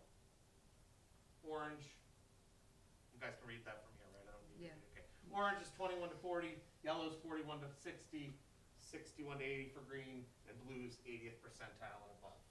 I think, does anyone want percentiles? We're good with how that is? Is median percentile, so that means the kid that falls right in the middle, right? Okay. So this is our overall building for math. And you know, I'm just gonna go back over here. I'm going to just go through each grade level. I broke down each grade level for you. So and some of the subsets. So as we go here, you can see this is kindergarten and first grade. We are looking at our kindergarten. We do see a large swath of our students who are in the 20th percentile, looking at our instruction, looking at, you know, the progress monitoring that we're doing, the intervention that we're doing in the classroom. You know, we are looking at where that is and where we're going with that. First grade, we have seen, you know, they are a grade that has shown the best growth. You know, you're going to see that their achievement has improved, and that their growth is, you know, I think 56 here, and I think it's 62nd when we get to ELA. Is the growth measure relative between the two dates here, or is it? Yeah. The growth is based on, the growth is based on those. It's a similar test that pulls from 10,000 questions or whatever, right? And so, you know, as you do better, it's really designed so you're going to get half of the questions right, and it's really trying to center in, and it's 41 questions basically, up to 43, that allow you to determine where you fall in that number, and you get what's called a RIT score, which I'll show a little bit at the end. And then we go on to second and third. You know, we saw a little dip in the math in second grade, and you know, in third grade we saw lower achievement, but we stayed in a similar place, test over test. And then as we go into fourth and fifth grade, you know, our median growth, we're looking at, once again, we're trying to determine why are we not making more growth comparatively, but you know, with fourth grade, that 47th percentile, you know, we feel, I don't want to say, let's say that we've done some, I think, some good work with those kids to increase math skills over time when you look year over year as their performance levels have been. And then that fifth grade group, I think, is our most challenging group. Now I'm going to do two subgroups, and then I'll take questions on math, and I can rewind. Good? Okay. These are multiracial students. So we broke that down, and we're as a school leadership team, as well as grade levels, we use something called branching minds, which allows us to look at their performance and filter by subset or, you know, ethnicity to get a better idea of how students are doing. And then this is a little different because it wouldn't filter it through NWA for whatever reason. So I had to do this through branching minds. I think everyone can, it's very similar, you know, the low, average, high, average, and high. It's the same breakdowns. The white on the end are students who didn't take the test. And so because that subgroup is in the 60s or so, it, you know, 5 kids can make the when I say 60s, I mean the number of kids who identify as Hispanic. That can look bigger, you know, and that's probably, I think it was like 12 kids who didn't take the first one and a few more in the other. And some of those, a segment of those are alternate assessment kids who don't take that test. So that's math in a nutshell. To kind of, as Dr. Bailey said, I'm just going to put it out on the table, and you know, and after, just to give a preview, like we're going to go through the data, and then I'm going to talk about what we're doing in our PLCs, what we're doing in our school leadership team, like what interventions and other pieces we're taking to address where we feel like we need to make more growth, or, you know, how we're looking at the utilization of our interventions, of AIS staff, you know, those pieces, where does behavior fit in, where does engagement, and how do we really build that, you know, holistic child?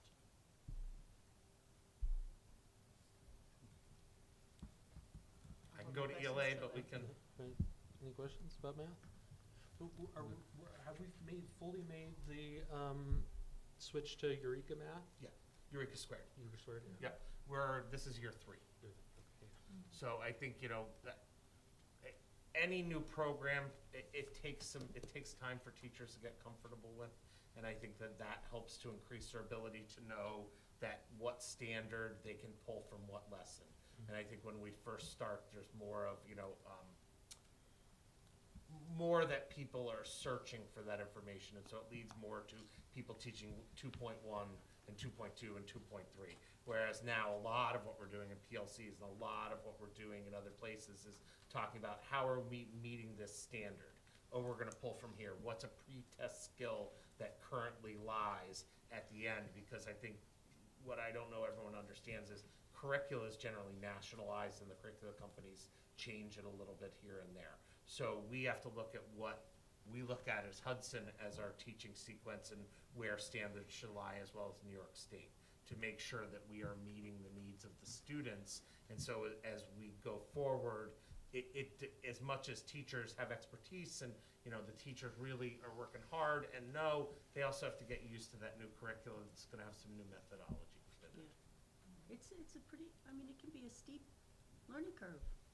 Remember the modules? Yeah, the modules, yes. And I liked that, and that's, you know, the math modules were very similar to the Eureka Math. But I know they adopted the Eureka Math at the junior high school, but, I mean, I tried my last, you know, couple of months or whatever to integrate. It's a lot. It's a lot.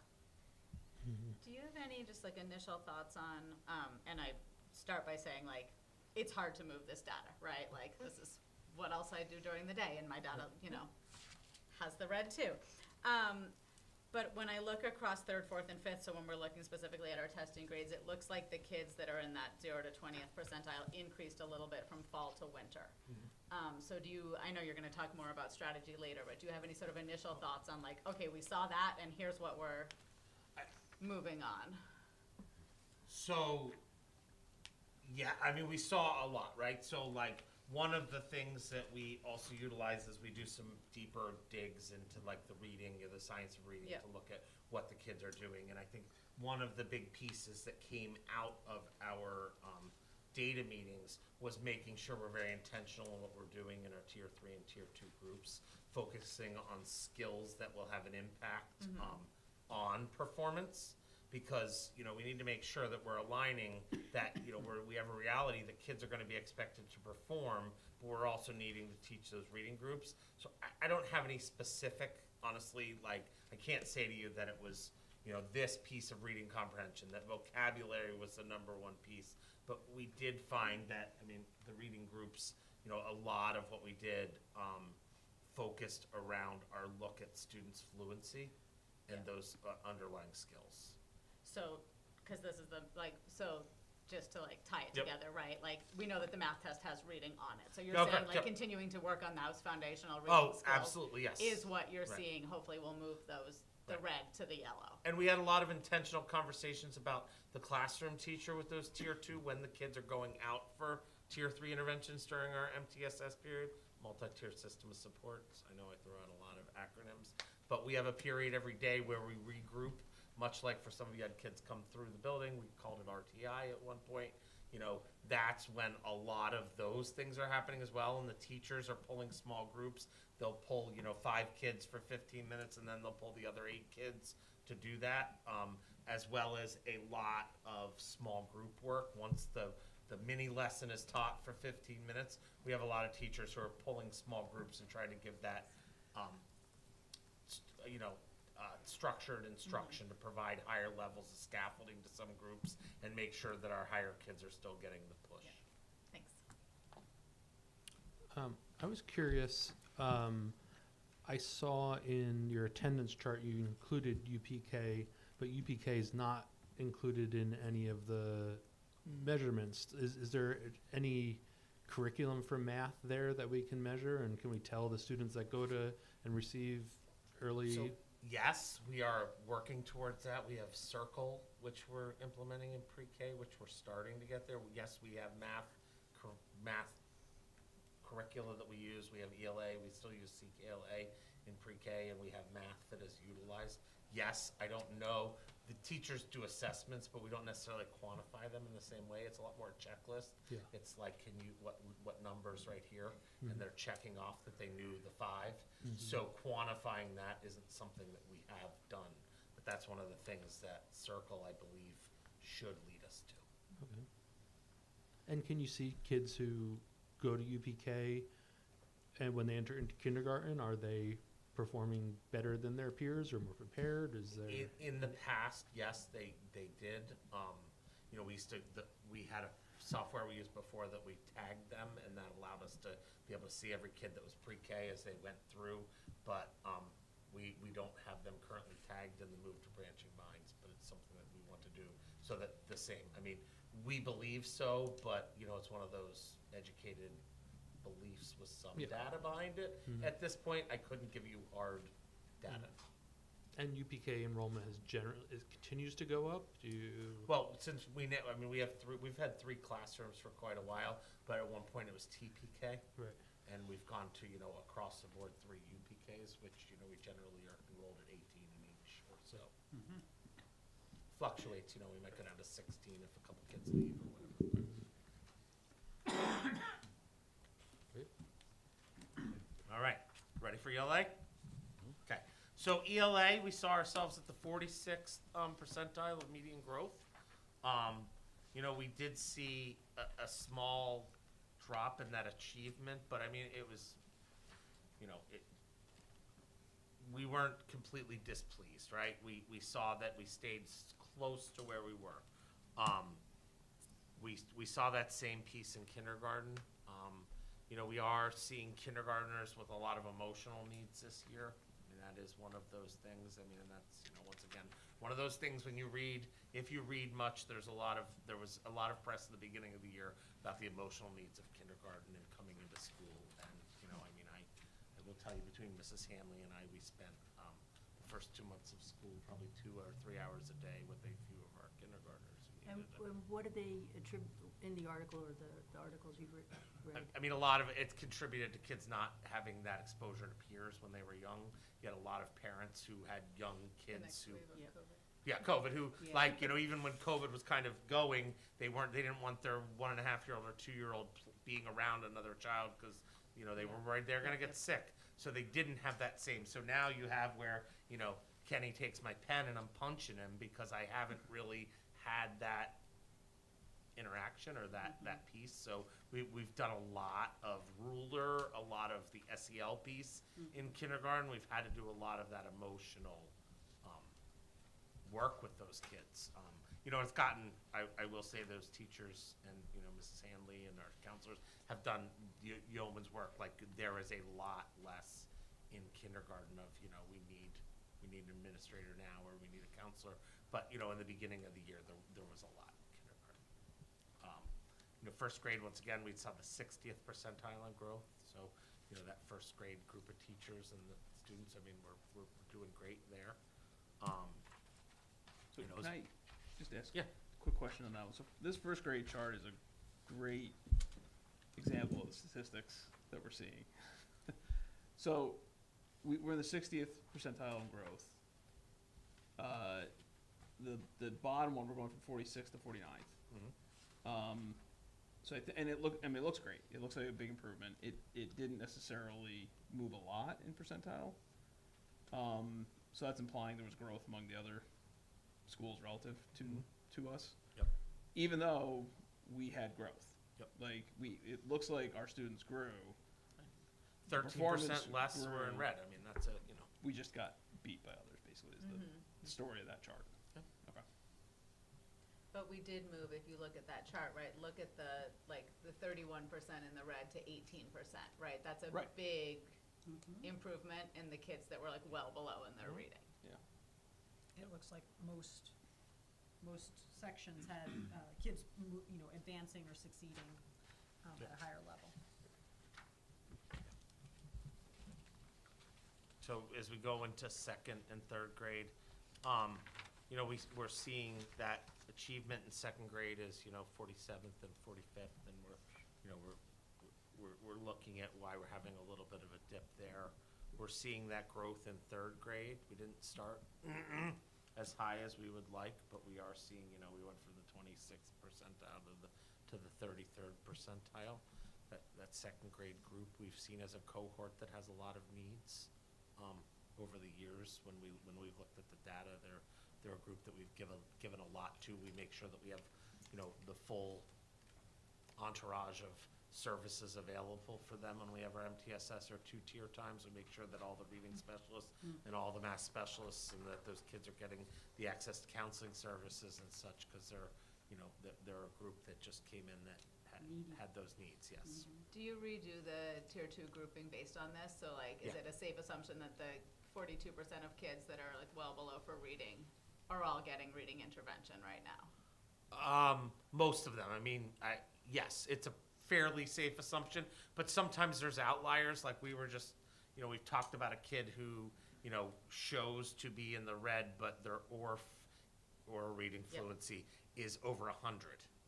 So then we're trying to figure out why they're not performing, and we might not have them as an intensive group. Yep. So there's dynamics that lead to not all, but the majority of those kids are getting it.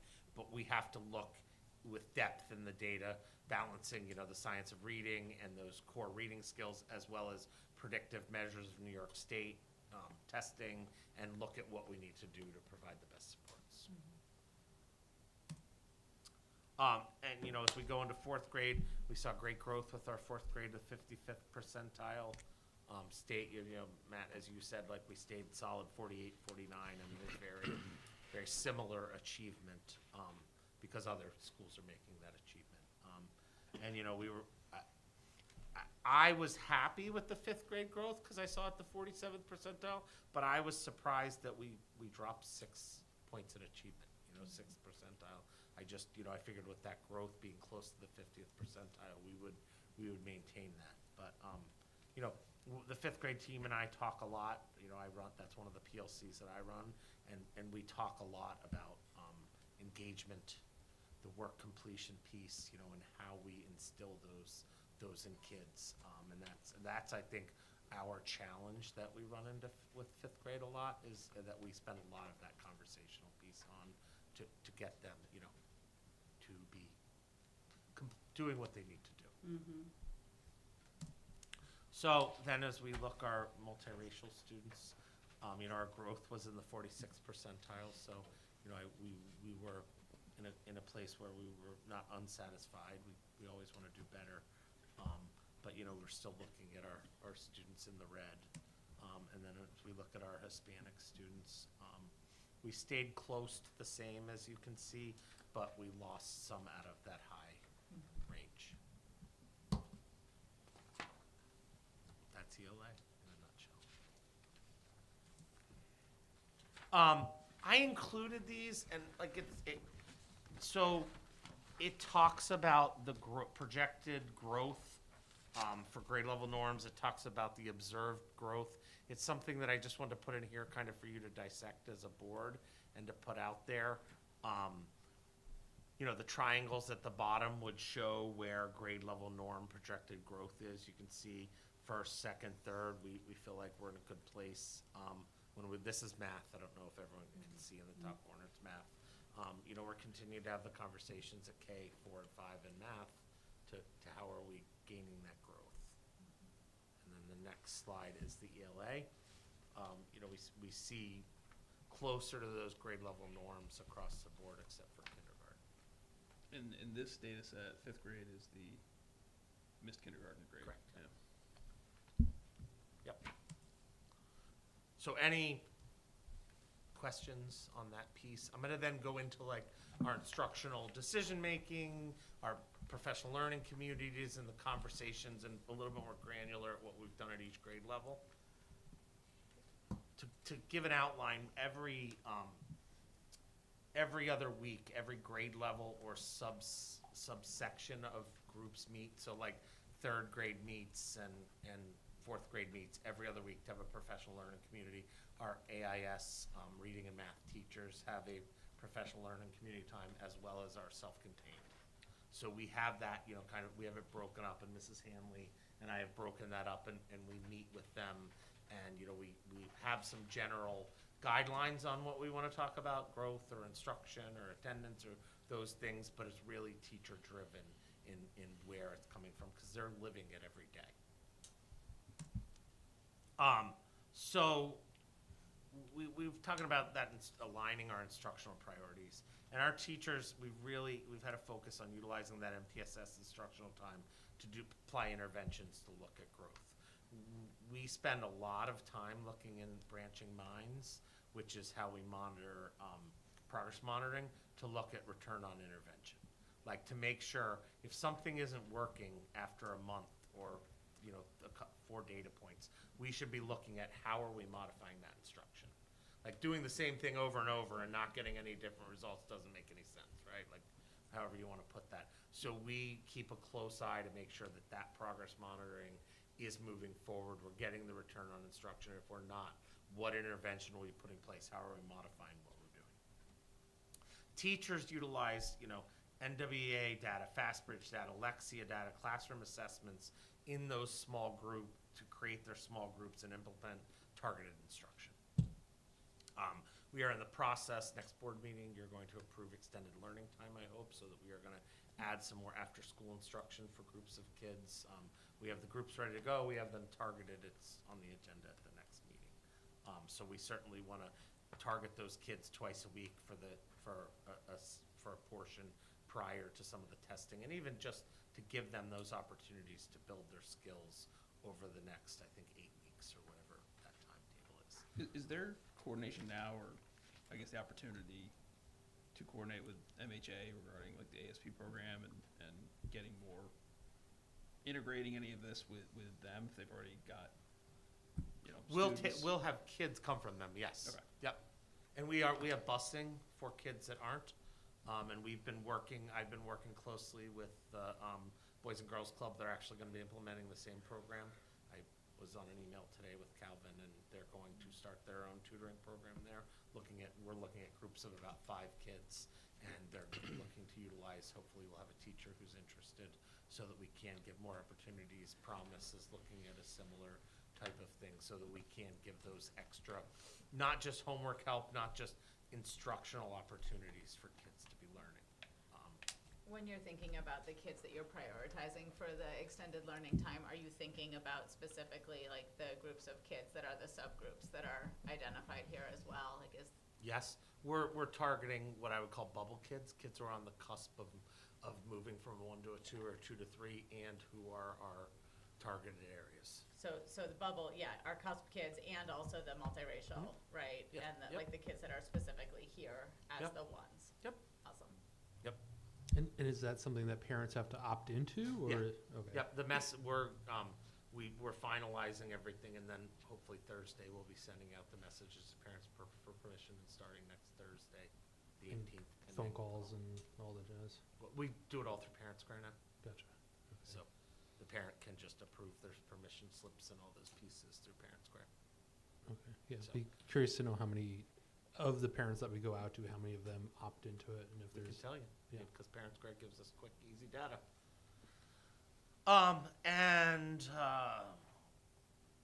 And we looked at the New York State testing data in 3rd through 5th grade to really hone our instruction, and 2nd grade. We just finished our last grade level meeting. Tomorrow we'll have our next, but K through 6 meets with a K1 team, a 2-3 team this time of year every year to talk about what's working, what are those essential skills that kids need when they get to 2nd grade or when they get to 1st grade. And so we also work with the junior high, which I think is helpful every year. We use a note-taking strategy that then we review it with each grade level, and it's reviewed at the grade level meeting to ensure that everyone has that understanding of, you know, what you would call the power skill that they need to know for the next year, or what has to be taught to mastery, so we have a better understanding of what students need and can meet those needs. During those PLCs, we're constantly analyzing the data. I'm constantly pulling up different things, the tier movement that we can see. We're moving around lessons saying, gosh, we need to hit this, the kids grasp this. And I think this has probably been the best year of that organic conversation for me at my professional learning communities, to hear teachers talking about instruction. It really, a lot of times, we would get together in some years past, and it took some time to get here. We had some growing pains to understand that it really should be their time, their working time. I'm just there to facilitate and type into the computer. The teachers are really there to, talk about what's going to help them instructionally and help to meet the students' needs. We've created writing rubrics across those grade levels. One of the really important things with writing rubrics is so that kids know what it means to write a proficient paragraph. And so one of the things that we emphasize is showing examples and non-examples. What does a 4 look like in 2nd grade? Let's put it up there and let's talk about it as a class, to talk about what a second grader's writing, or 5th grader. It's really important for kids to know the expectation, because what we expect, kids will generally rise to. But if they don't know, and we're not giving them that information. So we felt it was really important to have that in place and to give more opportunities for students to write. One of the things that we've known since we adopted CKLA is that we lacked writing opportunities for students. We've known we needed to enhance what students are able to write. Our data is clear that students struggle on those longer answer parts of New York State testing. They do better on the multiple choice, so we're looking to embed more of that in what we do. And we're also looking at motivational incentives to have kids reading more at home. And we're, like next week, we'll be rolling out, and we're gonna do like 20 minutes of everyone in the whole school is gonna stop and just do independent reading to try to encourage kids, because that's a really important skill that kids need. SSR. Right. Yep. That kids need. Kids need to read, and we're more apt for kids to be doing other things than reading, watching YouTube videos or other things when they're leaving school. And we want to partner with, we'd like to partner with the community, the board, and everyone, and just make sure that we get back to a place where we have more reading. We know we've had promise, and we've been working with Boys and Girls Club to implement those pieces at their programs as well as working with our 21st Century program. This is that pre-K piece. We already talked about that a little. We're going to use circles next year to progress monitor. We do screen kids at the beginning of the year to get an idea of where our pre-K kids. This is just some actual what happened in the PLC, right? So that and kindergarten teachers aligned their science curriculum in New York State standards, because sometimes it's hard to get to that science piece when you're feeling like I'm not getting through what I need to for the reading. So we've looked at to integrate. 1st and 2nd grade teachers worked really hard on the writing rubrics and saying, these are the writing pieces that we want our kids to do. 2nd grade teachers were really looking at their math progression and how they could add scaffolding, because they saw that they were missing some of the skills that they felt were essential for the lessons. But we can't not keep progressing forward. We can't stop teaching content, or we have the Matthew effect, right? The poor get poorer. They didn't learn this before, so we slow down and we don't teach all of what should be taught at the end of 2nd grade. Then they're going to have those struggles in 3rd grade, and it becomes a self-fulfilling piece. So we need to make sure that the kids are getting all of the content that we need, and we need to say, hey, we can shave this piece off, because that's really not essential. That's an exposure piece. Sometimes in math, we just need to expose kids to something. And if we have to choose something, we'd rather them have mastery going to that next grade level when that mastery is essential for their performance at the next grade level. 3rd grade teachers, we mapped curriculum, organized lessons. They were pulling, some of the actual books to get in kids' hands and aligning that with CKLA and talking about what activities, how we'd get the writing in place. Our 4th grade teachers, they completely redesigned CKLA, how they wanted it to be to align with what they're doing, and for it to match up with some of the science investigations as well as the social studies piece. When I talk about science investigations, do people know that there are 5 science investigations across 3 through 5 that they have to do, and then they're kept in a folder, And so they have to be Similar made to up the- if they the junior haven't high done has them. the same Yep, thing. junior high has it for 6 through 8, so, you know, that gets kind of, and the kids can use that as a resource before they take the test. They can look over that material. And, you know, one of the things, like 5th grade that we discussed, and we made some decisions, and we made some changes in the middle of the year, that all the 5th grades with the needs, we decided to go away from dyads, and everyone is teaching all subjects in their class, because we felt that it was something that just, this group of kids needed. The transitions were. Yep, yep, yep. I mean, I've been doing this for a while, and I will tell you that the data would indicate that every time you add another teacher, you double the number of disruptive instances. So if with one teacher you had 20 disruptive instances, if you had 2 teachers, you're gonna have 40. If you have 3 teachers, you're gonna have 80. It just adds to that because it's hard for the kids to readjust.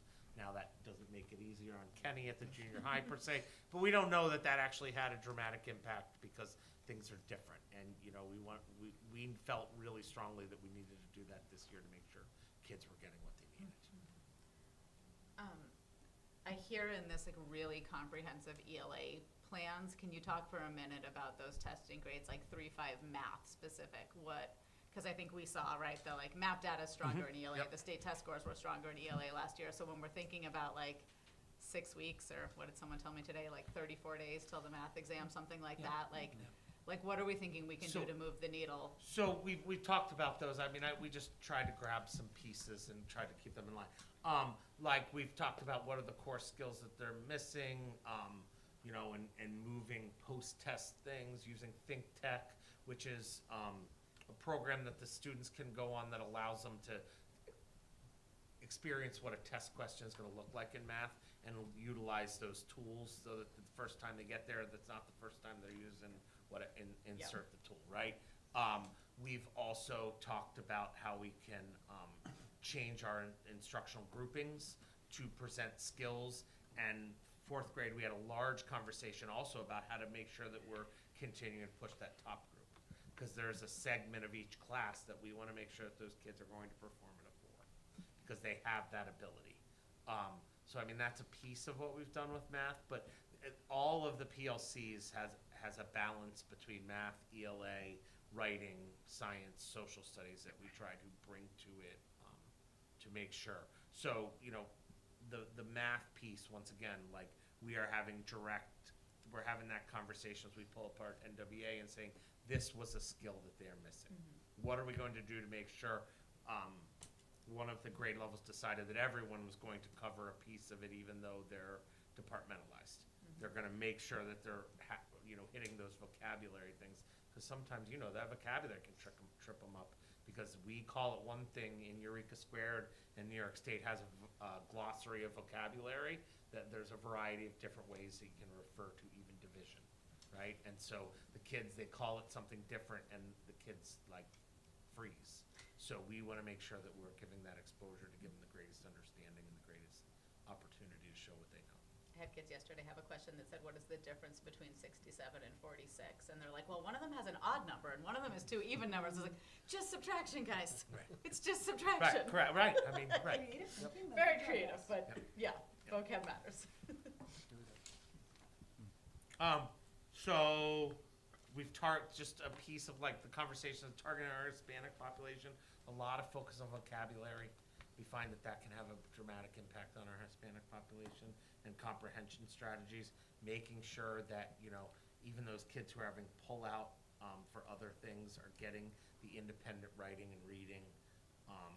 We do focus on our SEL as well. We have ruler activities every day for those who are parents that should be coming home after soon. The 31st is going to be a ruler night. We have parents come in with their kids and they'll make a charter. We have a charter for the school that talks about how do you want to feel at school. It's going to talk about how does your family want to feel at home, and we're hoping to get a lot of families out there for that. You know, we try to also integrate the community. The board comes to our next report card conference tonight. I think it's 25th, if I remember correctly. You know, but we have a lot of community agencies, and we do try to, integrate community into what we do, because we as a district need to, have everyone working together in what we're doing. We make sure we have translators And just one other, I know I already did attendance, but just to talk about, one of the other things that we're piloting right now as a district across all the buildings is we're working with Promise Neighborhood and DSS to target 3 families in each building to try to see what we can do to impact attendance, just to track 3 families and then try to build that forward. Jill's gonna lose her budget on Blue Raspberry Jolly Ranchers, but the one kid that's a piece of what's really, helped. We've seen 2 real successes, and we're working on the 3rd, at least in my building. So that's one of those other community pieces that we've been working on. That's great. When it comes to the designations, and we hear all the gibberish sometimes it feels like, how many students are we talking about? Like, what does it take to move? I think you told us this last year, but remind me, like. I mean, it would probably take moving between, depending, they have to be, whether you're talking sweet spot or in general, between 10 and 40. Yeah. Really, I mean, you could move 10 kids and move out of the designation. Yeah. More often, it's about 40 kids, and it's not only, some of the kids you need to move, you can move kids out of 1s and get them into 2s, and that will have an impact on you. Okay. Across the whole school, Designation. not. Yeah, not- yeah, yeah, Right, yeah. not per grade, yeah, so you're talking like, I mean, when you're 15 talking kids per grade 60 max. Hispanic students, you're talking about, you might move 5 Hispanic students, and that might impact your overall KPSI. What support are you getting from state ed For the, to help with the so, DSIP and? well, I mean, so, I want to say it diplomatically. I don't know that prior to this year, I always got all the information that I should have gotten. But now, like tomorrow, we're on a call about the new, like what the state is offering, the new forms, new everything, right? Like I will tell you that last year I went in August and to write my SCEP, and no one could even give me the plan or any of the stuff, and we just did it. So I think I'm gonna find that out tomorrow. Like that's when we have the meeting. It's I think at 3 o'clock tomorrow. And so from there, I'm sure we'll have that information, and I'm guessing that Dr. Bailey or someone at the next board could probably talk a little bit about that. But a lot of what we get from New York State is monetary support to put some programs in place. But I have not had a lot of conversation from New York State. I mean, my experience with that is the last time I ever got feedback from New York State on a plan, it was in July for the previous year that they told me what I should modify in the school plan. I have a question that'll bounce off of Maureen's. I'm interested to know if you have all your players in place that you need to do all the interventions. Are you short any aides? Are you short any teachers? Are you short any monitors? Is there anything that you need in order to get all of this work done? I mean, of course. I expected that. Of but course, I wanted there to are be always really needs, right? I honest. mean, I know in the fiscal place, I think that, We need for. the players in order to get the Yep, chess yep. pieces to move. Yep.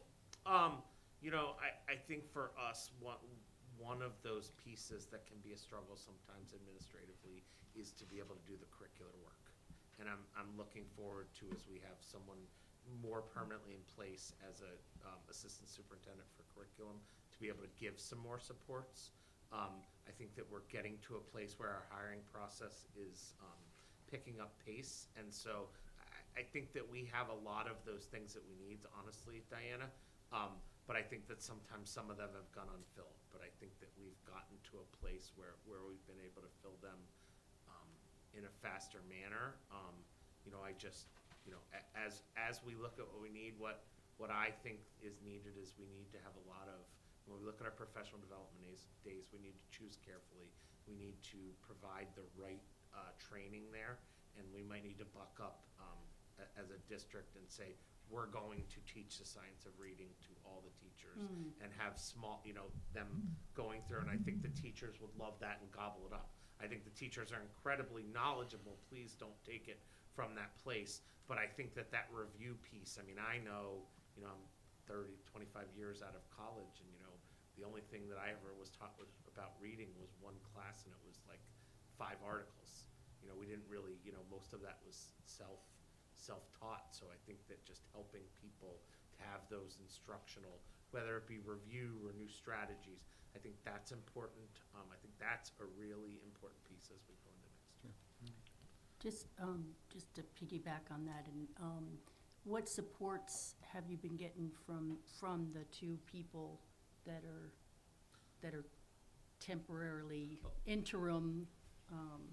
So I think everything I've ever asked from, both Lynn and Alyssa, they've been great. They get right back to me. Like, absolutely. I think as people know, when you're in a district where you know that there's going to be change, I think some of it is kind of in a holding. I don't want to throw my weight behind the new thing and have the person, our new administration or central office come in and say, like, this is what I want to do and this is the direction, and then have to pivot because, we want to have intention in what we do, right? Our instructional intention is one of the great levers that we have in instruction.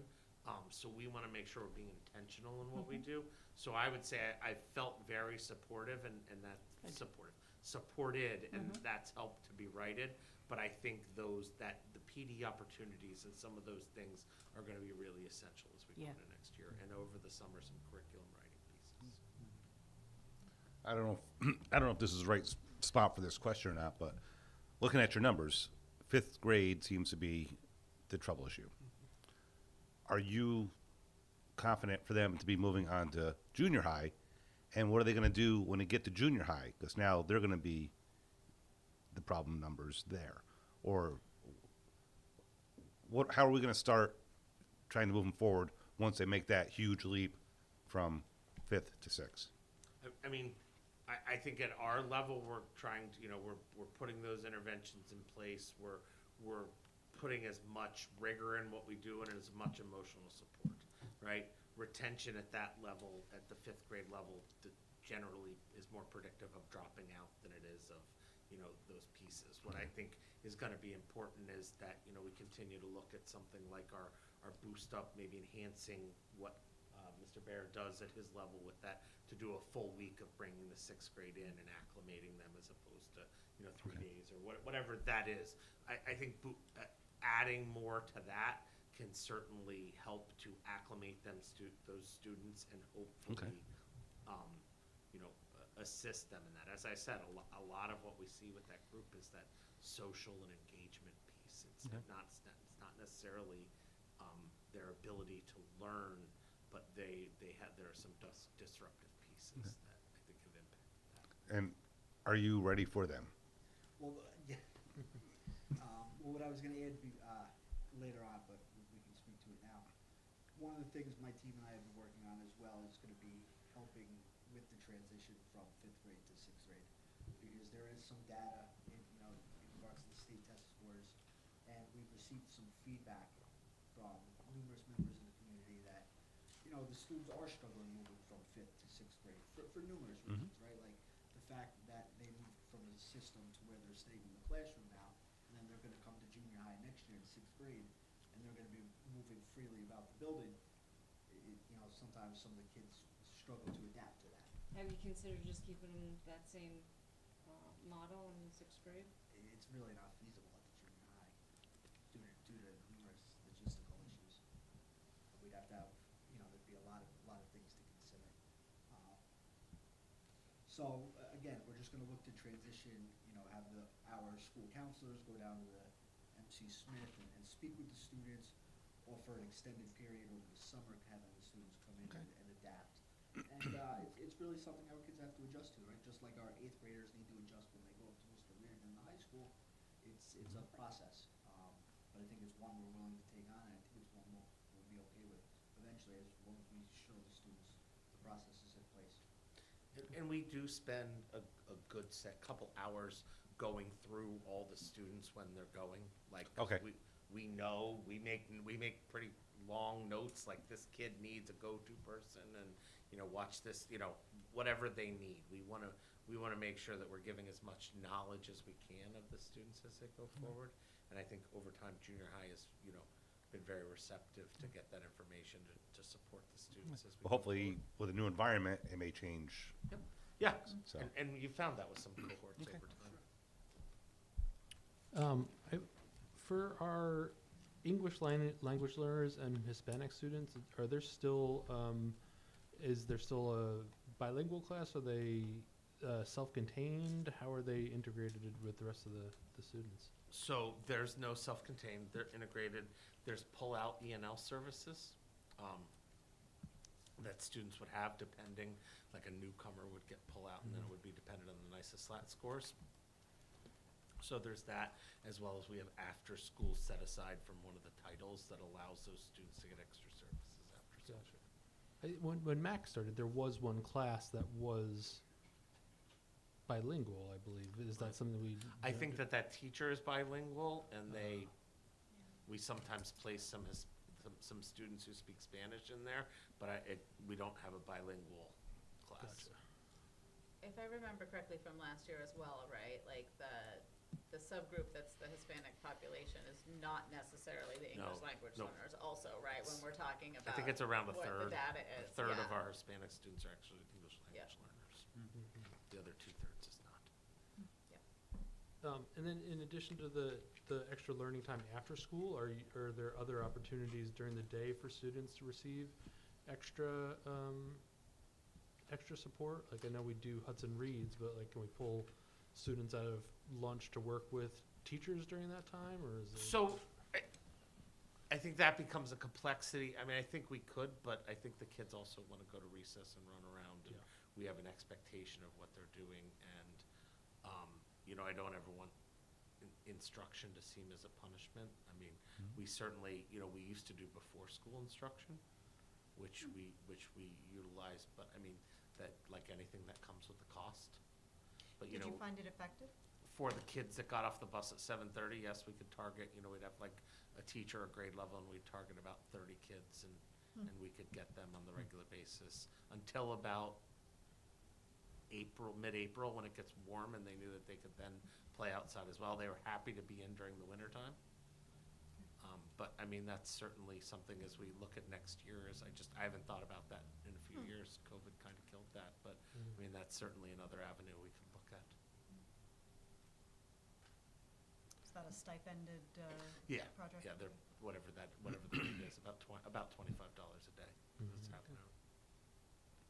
Any other questions for Mr. Berman? I have one more, which has just been a personal observation where, and this is probably a larger conversation, but the grades that students receive from their teachers, I guess, per trimester, don't really seem to correspond with the way they perform necessarily on standardized testing. Is there any thinking or notion to try and have those align more closely? I'm sure Amanda's got experience with this, but I don't, go ahead.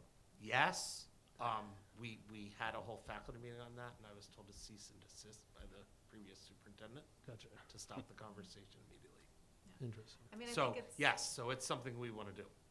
And it's complicated, right? Oh, When we yeah, look at our absolutely. data right now and we see that 42% of our kids are reading well below grade level. We don't want to I think there's ways to accurately report information home to families that's different than the grade, right? Like, Yeah. those 42% of kids shouldn't necessarily get a F for their English grade.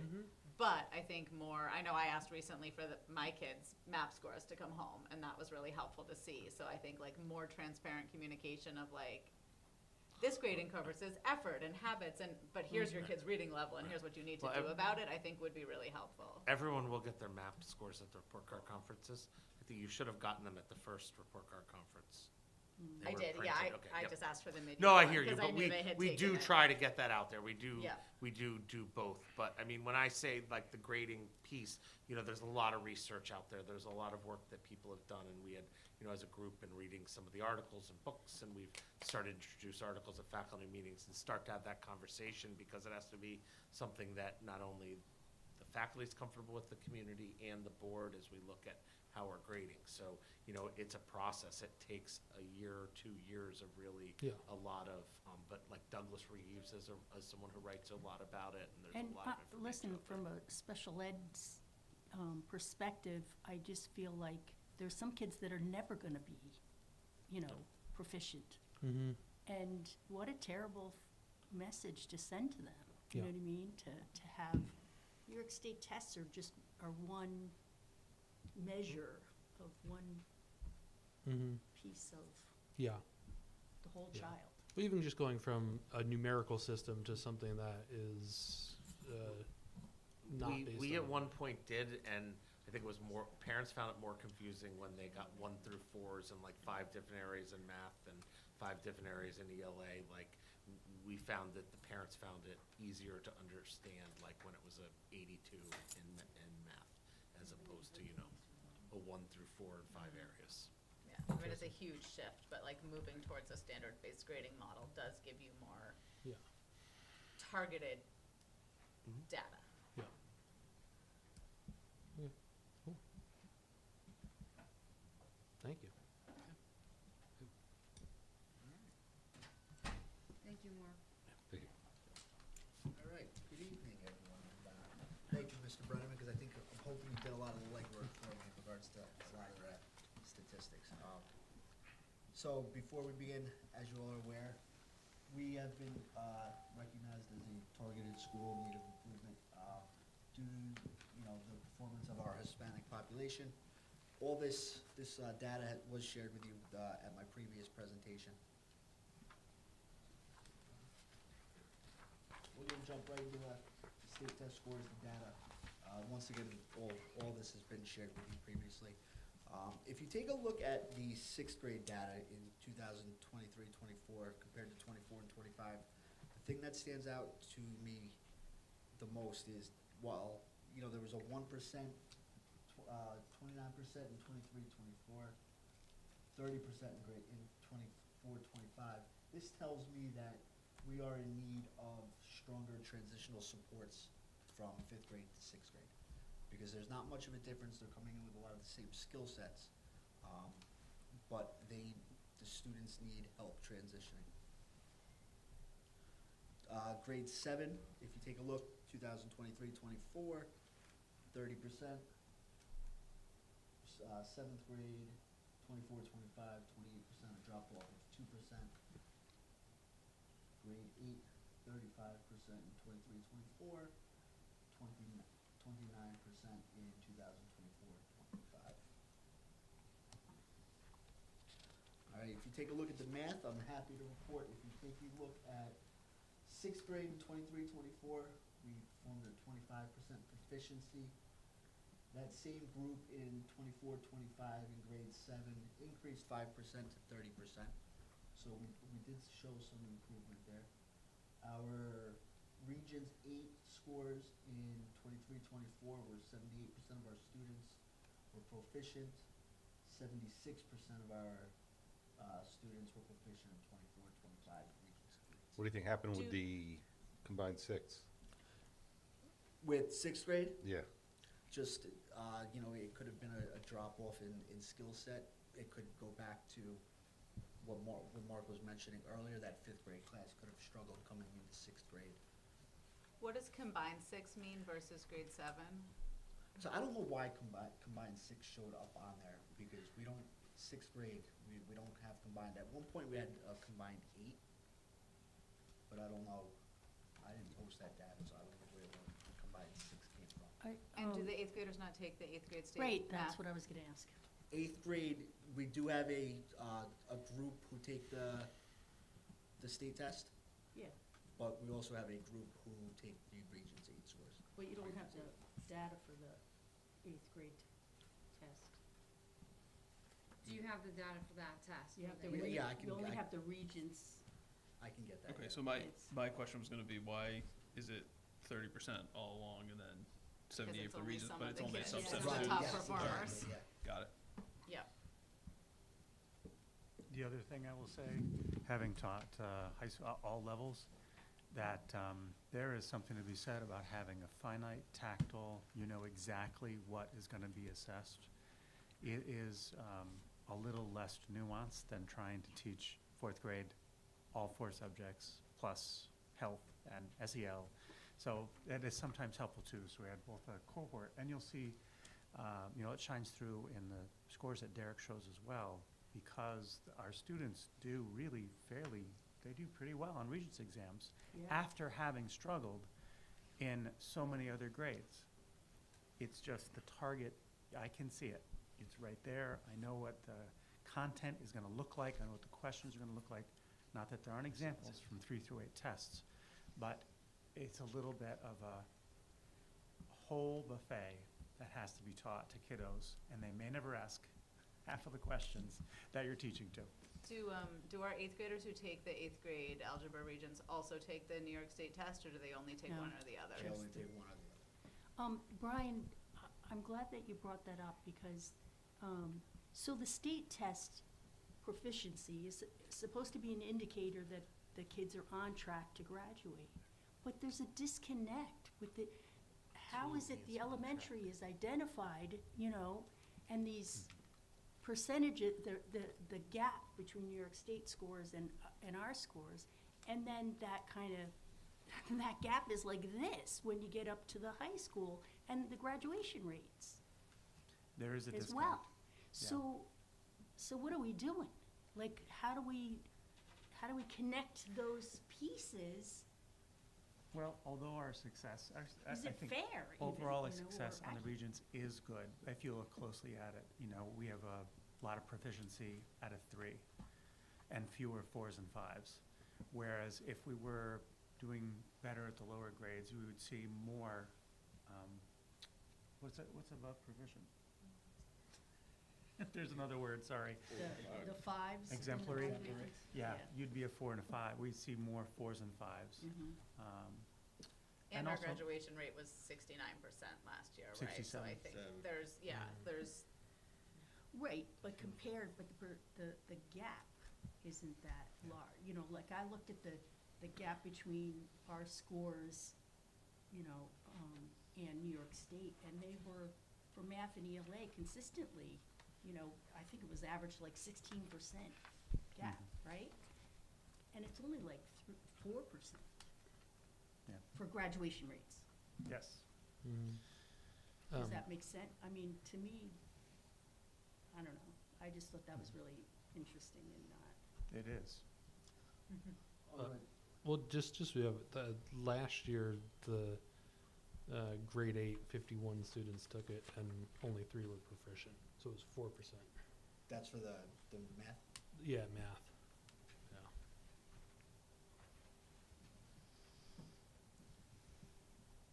Okay, here, if, take a look, this is just the participation for 5 and 8 science by subgroup. 80% of our students participated in the state testing.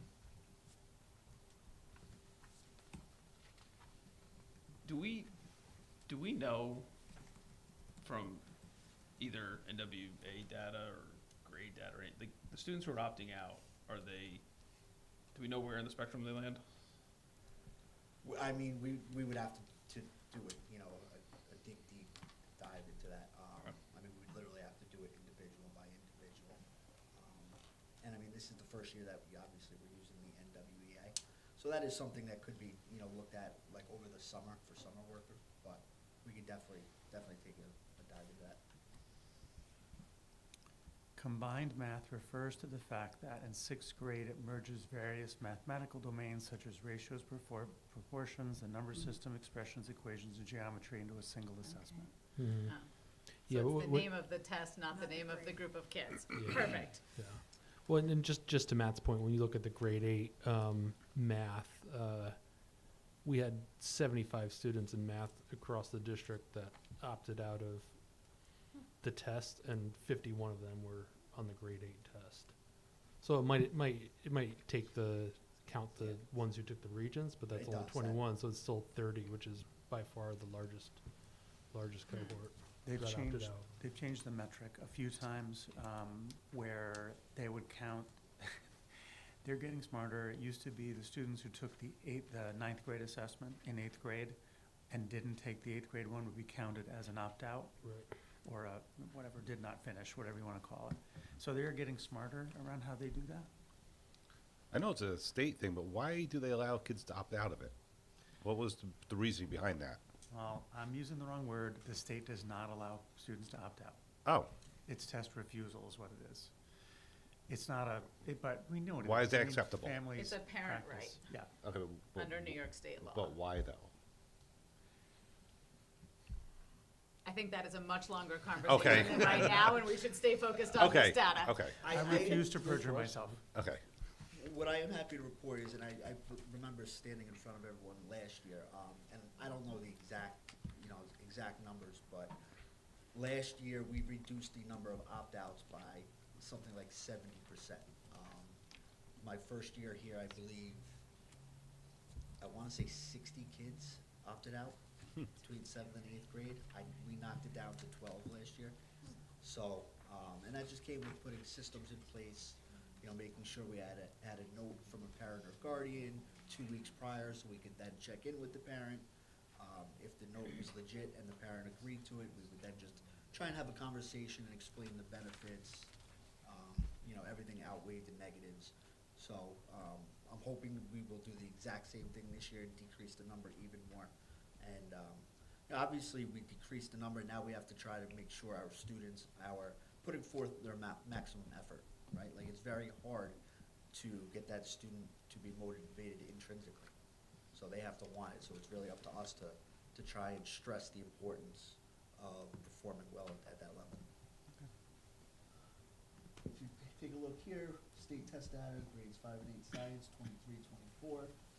62% of our students performed passing the regents, 61% in 24, 25, 41% in 23, 24 were combined proficient between the regents and the state test. 24, 25, that number did decrease to 31%.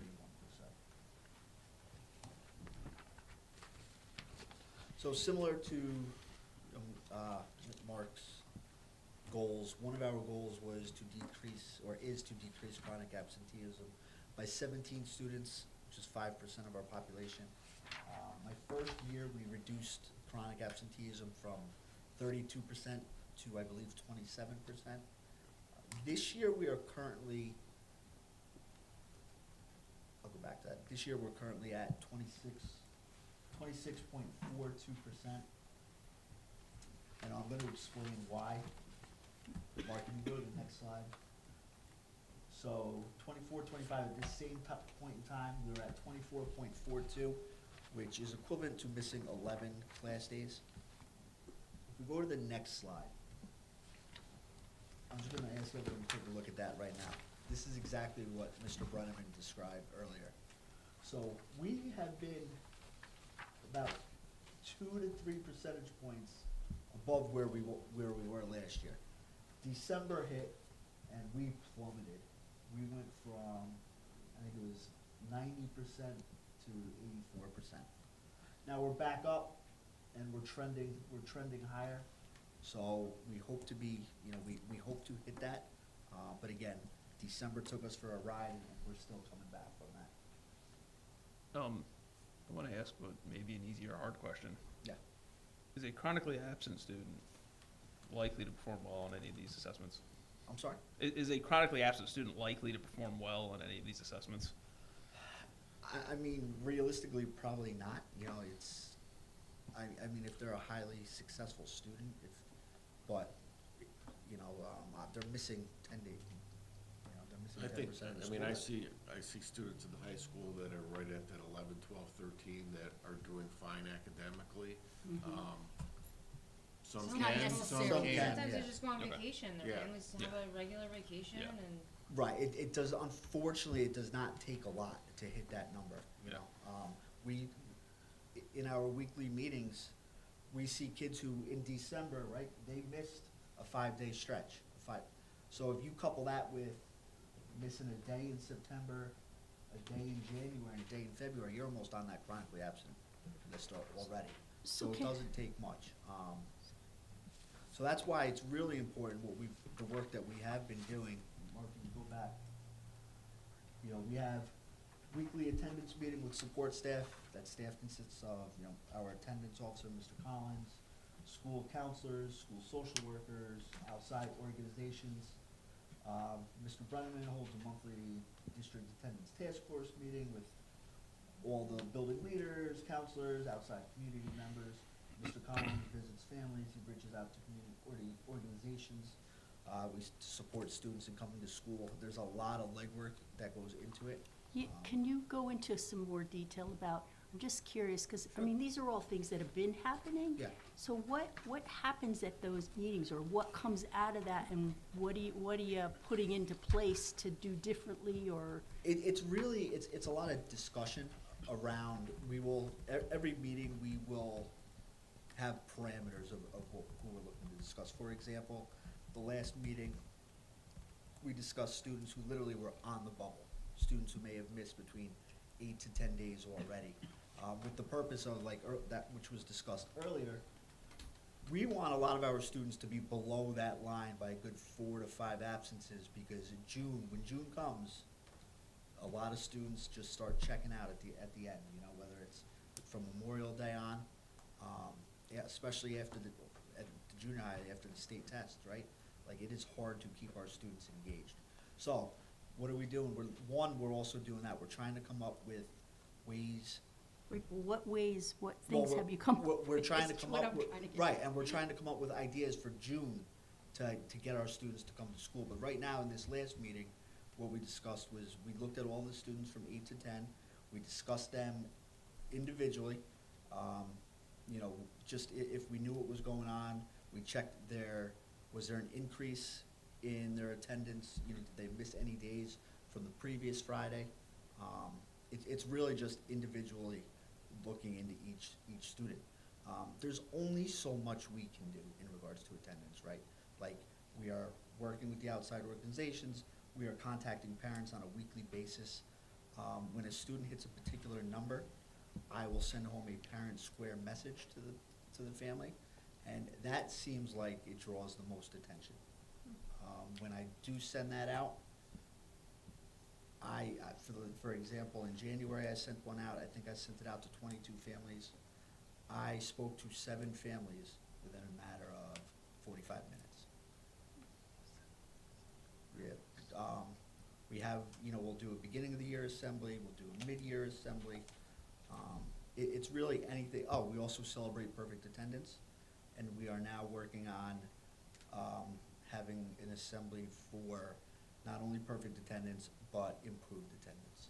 So that's one of the things we look at in the meetings as well. But unfortunately, it comes with that a lot more legwork, right? Like, so we're taking the kids who miss maybe 7 days in January and seeing if they improve their attendance by 20% in February. We will then celebrate them in March. So it's not just about perfect attendance, it's about improving attendance. Follow up on that one. Yeah. Somebody, and I don't remember who it was, asked about the period by period attendance. Yeah, Are we looking at the period by period attendance as well as? classroom attendance. Laura Bender asked about it, I Yes, think at the last she board did. meeting was who asked. We do look at period by period attendance. I mean, right now, what we go off of though is the daily attendance. So, because that's what the chronic absenteeism rate is based off of. Right, but ultimately, the attendance, we want it to lead to academic Oh, absolutely, improvement. absolutely. So the classroom attendance is equally as important, because that's Oh, where sure. the, It is, and that's something also that we look into at the, at our MTSS meetings, right? Like, if a student is there, if we're discussing a student, or we're looking at their attendance period by period, are they missing ELA more than they're missing math? Is that what's leading them to, and so provide is, them? what Is it like interventions- crawling before you walk? Oh. So they can't get their classroom attendance if they're not making it to school in the first place? No. Not necessarily, right? But I mean, no. Is it that simply making it to school needs to be addressed? Before. And They- as they may as not we be- improve our They're chronic not necessarily absenteeism? the same, No, but right? I understand. So there are kids that come every day to school, every day, but they're not in class. Oh, yeah, I have one of those. It has improved greatly. I get it. It has improved greatly at the junior high. We do have a lot of staff helping out with their supervisory, doing hallway duties now instead of study halls. We have Mr. Walker helping out in the restorative piece. So again, it is, the main focus, obviously, right, was getting our students into the building first and foremost.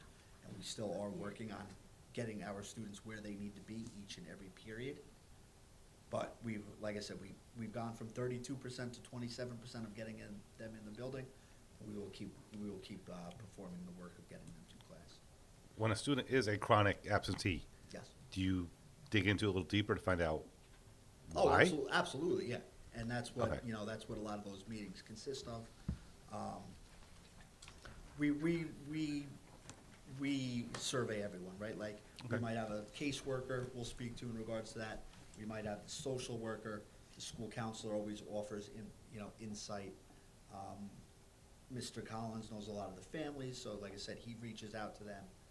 We will tab, maybe Department of Social Services, any outside organizations that can offer assistance. Sometimes it's because students are struggling to get to school. We've had instances where outside organizations have gone and picked up that student and dropped them off on a daily basis. So it's really case by case. Okay. And if there's a situation where it's a medical or something like that, are they allowed to do the work from home? We do offer homebound services and Okay. medical tutors. I mean, because now everyone has the computers, I mean.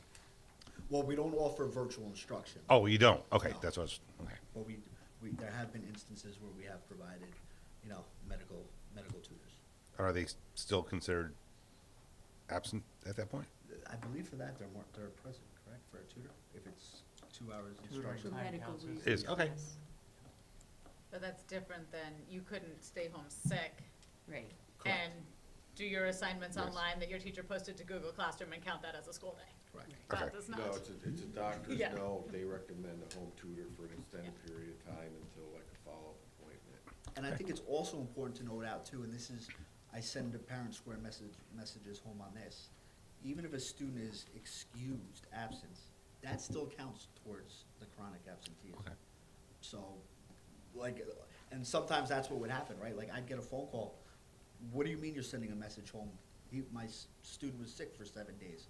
I understand, but just because you sent a medical note in, a doctor's note, doesn't mean that they're not counted as absent. They're excused, but they're still absent from school. Okay. Sure. Where do you want to go? We're gonna go to number 2. Okay. All right, so NWEA, Goal 2, grow student proficiency in each subject on the 6th through 8th grade annual state tests by 5%. For this, we're gonna just really take a look at the NWEA data. So this chart is gonna look, a little different than what Mark shared with everyone. You want to stand and walk them through it? Sure.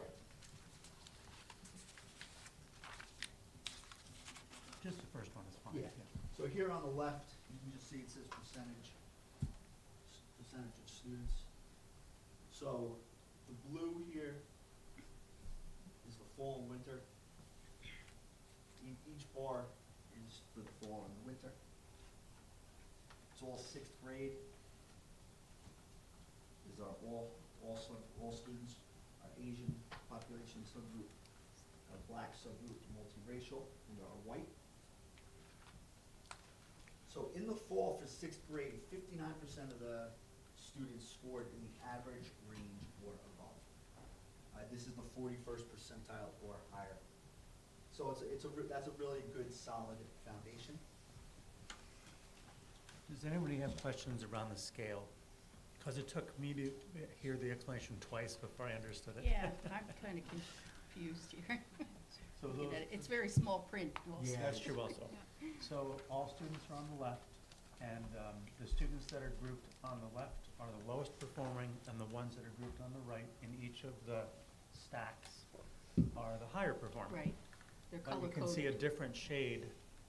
There's a different shade blue, which means low fall, low winter. Different shade yellow, which means dark yellow is low average fall, brighter That's where the yellow is winter low is. average winter. Okay. So it's if- comparing the two administrations. Okay, so if I'm reading that correctly, holistically, we declined our 6th grade reading scores from fall to winter, right? Because we have more kids in the low and less kids in the other categories. Is that a double negative? We declined the, Sorry, our reading scores from fall to winter, we have more kids in the low, right? That dark blue moved to the light blue, you are right? correct. And then, I see where you're going, yes. right, and then our like top performers, our green stayed about the same, but we took a little bit off of all these other categories and put them into the blue. Blue, Like, winter, yep. yeah, Which is common, unfortunately, from the fall to the winter, to decrease a little bit. But nearly still 1 in 3 students remained in the average grade. Right. Grade 7. Grade 7 showed meaningful growth from fall to winter. Percentage of all students in the lowest band dropped from 27% to 23%. So a positive trend heading into spring. Here, I just want to see if I get the pointer to work, I cannot, doesn't show on the screen. No, because it's like white. Is that red? Alright, so grade 8 has the highest highest concentration of students in the upper percentiles. 40% of all students in the fall scored in the higher average or high range. how does that compare to winter for 8th though? Cause it looks like that also slid back a little bit.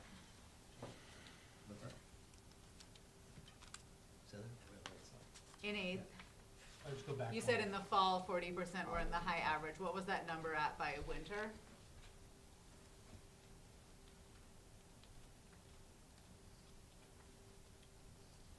You're looking at that light blue line again, right? Yeah. I am. I'm Yeah. looking at that in this grade also, we like decrease proficiency in those top bands and increase, which again, like I know this is hard work, but just in thinking about kind of like where we're seeing growth and where we're, Well, it also, it looks like students fell out of the low average and they either went to low or average.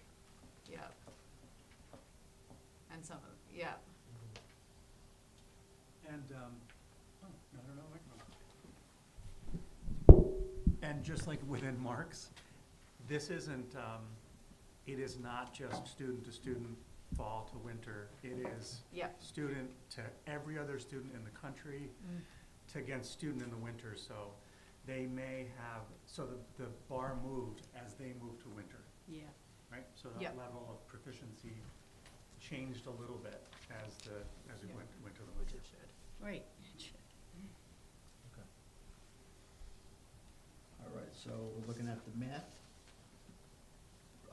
The percentage of all grade 6 students in the lowest band for math dropped from 35% to 31%. So that's a good mid-year improvement. So we still obviously have a lot of work to do in regards to math. And, you know, again, we're hoping to see improvement next year along with helping with the transition. We are focusing our PLCs we're tailoring it to help support our students in ELA and math. We go to the next one.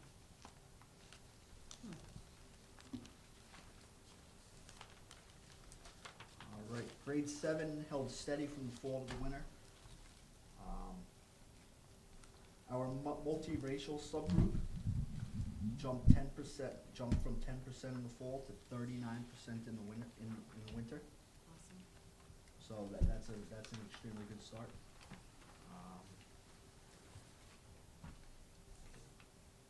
Let's go to the next one. Can I have a question about Yes. the 7th grade? So I was looking at the DSEP, and it says for the junior high that you would have tier 2 and tier 3 student improvement on the NWEA, I'm sorry?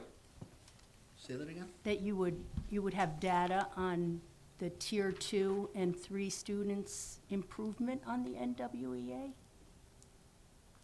I know you have it broken down by the different racial groups, right? In this document right here, we're saying? The DSEP.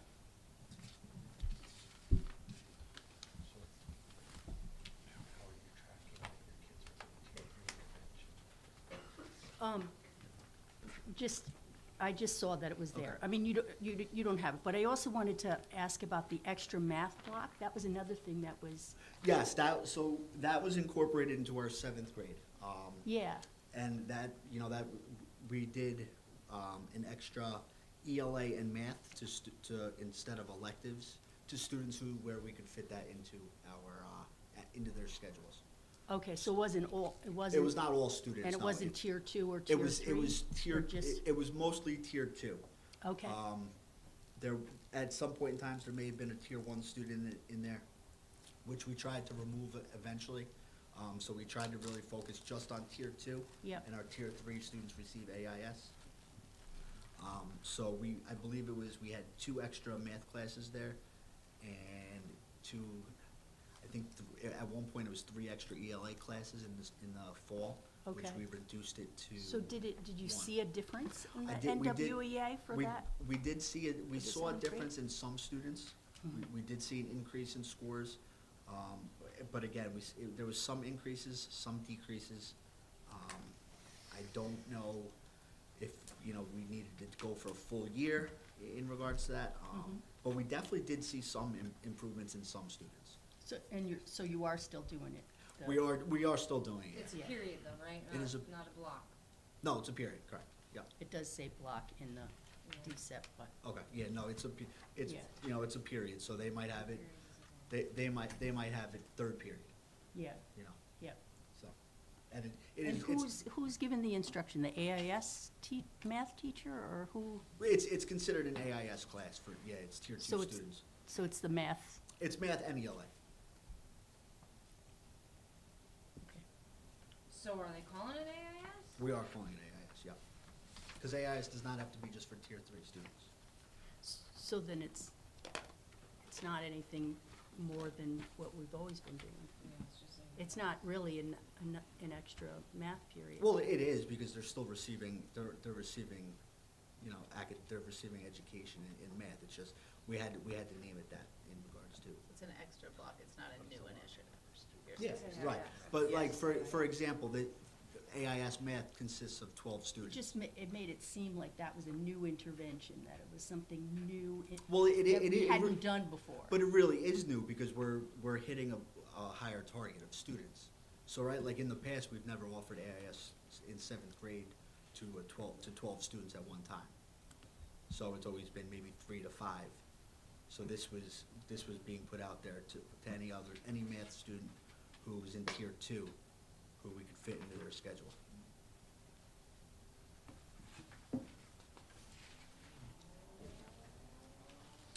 All right, so what this data showed us, this is just for the ELA. 39% of our 6th grade students, 51% of our 7th grade, and 41% of our 8th grade students have shown growth from beginning of the year to the middle of the year. We are still working on analyzing all this data for the math.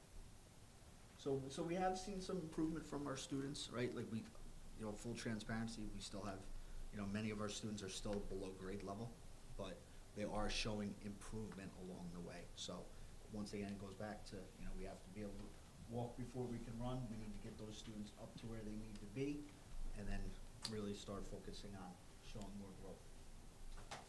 Priority 3, improving school climate and culture. 5% decrease in referrals for uncooperative behaviors, which is disrespect, insubordination, and class disruption. How we're trying to go about this. Every faculty meeting, Ms. Patch leads with an aspect of the ruler SEL program.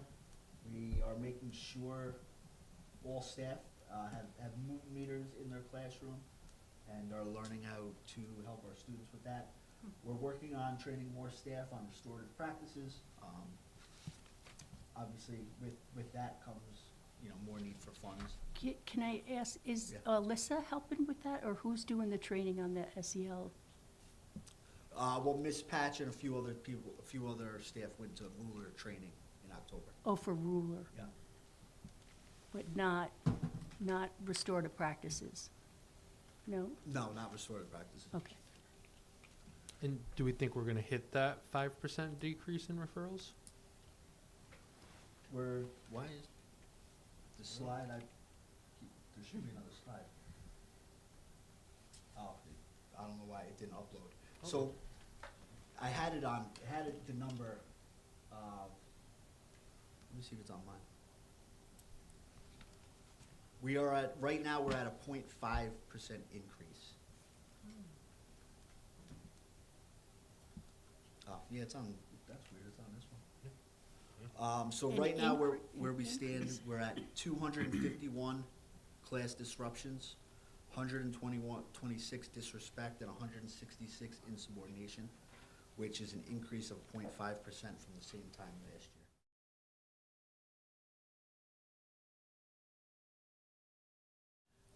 You know, we obviously want to be lower in regards to that. Now, there could be a few things that are playing into that. This is the first year where we've had a consistent principal and assistant principal in place.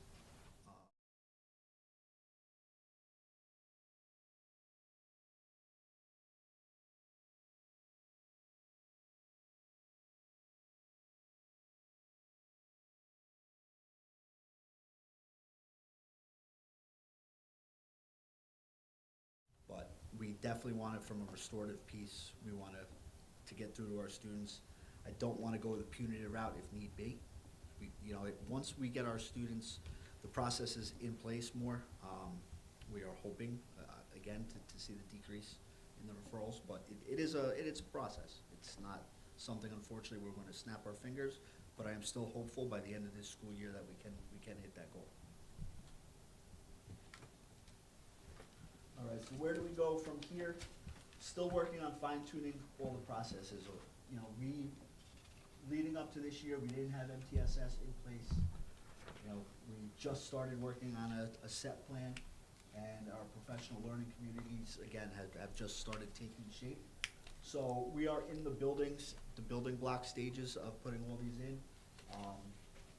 We have been using our PLC time. We meet twice a month. We've been using a lot of that time to really help drive the MTSS process. Our staff have been filling out forms, providing insight into our students who are struggling in class. Why are they struggling? Is it lack of skill set, knowledge, background knowledge, work refusal because they don't understand the work? Is it work refusal because they're just they just don't want to do it? And is that another issue we need to work with? We've been holding staffing meetings with all families of students who are failing 2 or more classes. We're also analyzing disaggregated assessment data by subject grade level to look to identify skill gaps. This is work that's going to keep continuing. So a lot of this is going to be done over the summer with Ms. Patch, myself, the SEP team.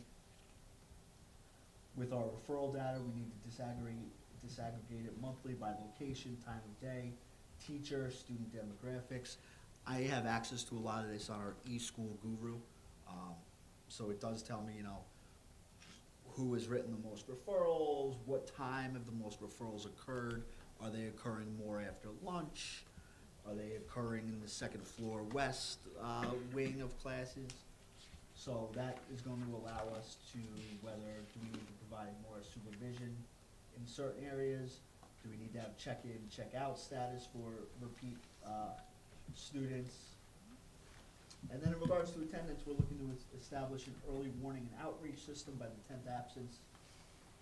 A designated staff member, which could be a counselor, school social worker, administrator, contact the family directly, really to start engaging everyone in a dialogue to identify why is the student having a struggle at school, and then basically co-create an attendance improvement plan. And that's all. Any other questions? So I think when we think about like March till the end of the year this year, and Yes. we think about academics, what are the 3 to 4 moves where you're like, this is what we're doing that we think is gonna move the needle this year? Like, I understand there's a lot of stuff you're getting in the water, there's a lot of new Right. systems,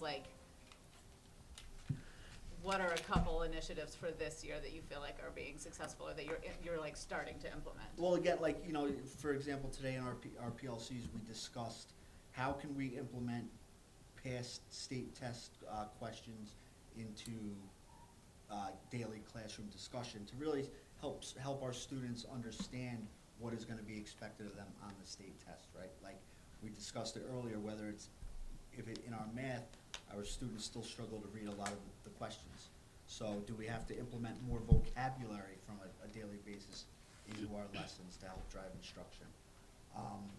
We also just began to implement item analysis. Marlena pulled a lot of data for us, taking a look at all of our students who performed at low levels on the state test last year.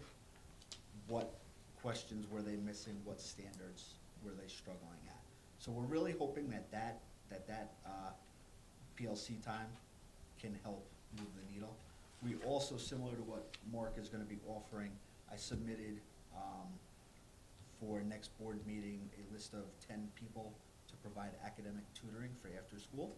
So we're gonna be providing academic tutoring, starting, I believe the 18th, from Monday through Thursday. So we're gonna be contacting parents through Parent Square, and getting kids in from 2:45 to 3:45 to help basically get an extra hour of instruction.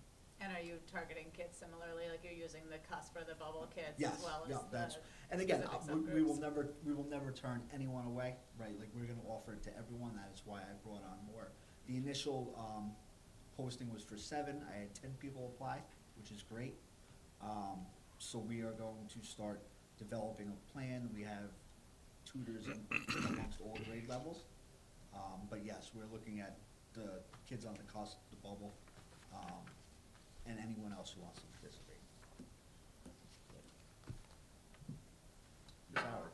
I have just one question, it's the same question that I asked, but can we get this slideshow presentation into, board docs, cause it's different than the one that's in the email, and it's so little. I can't read that at all, so, I mean, I gave up. Yeah. But my question for you is, do you have all your players in place? Are you short any teachers or aides? Yes. Or, I'm glad to hear that we have tutoring, because I think I've asked about that for the last, 3 or 4 meetings. But do you have any players that you still need to put in place, hall monitors, bathroom people, whatever, to make sure that things are moving in Teachers. the right teachers? Positions. Like, you might think maybe that you do, but consider what gaps there are. Do you have all the aides in the room, or teachers, so that you could do your tier 1 and tier 2 interventions? Is there anything that you need to help get the players on the chessboard? We are currently short, I believe, 2 TAs. We have had postings. We also are short right now 1 teacher, in special ed due to her resignation. And we still could use a few hallway aides.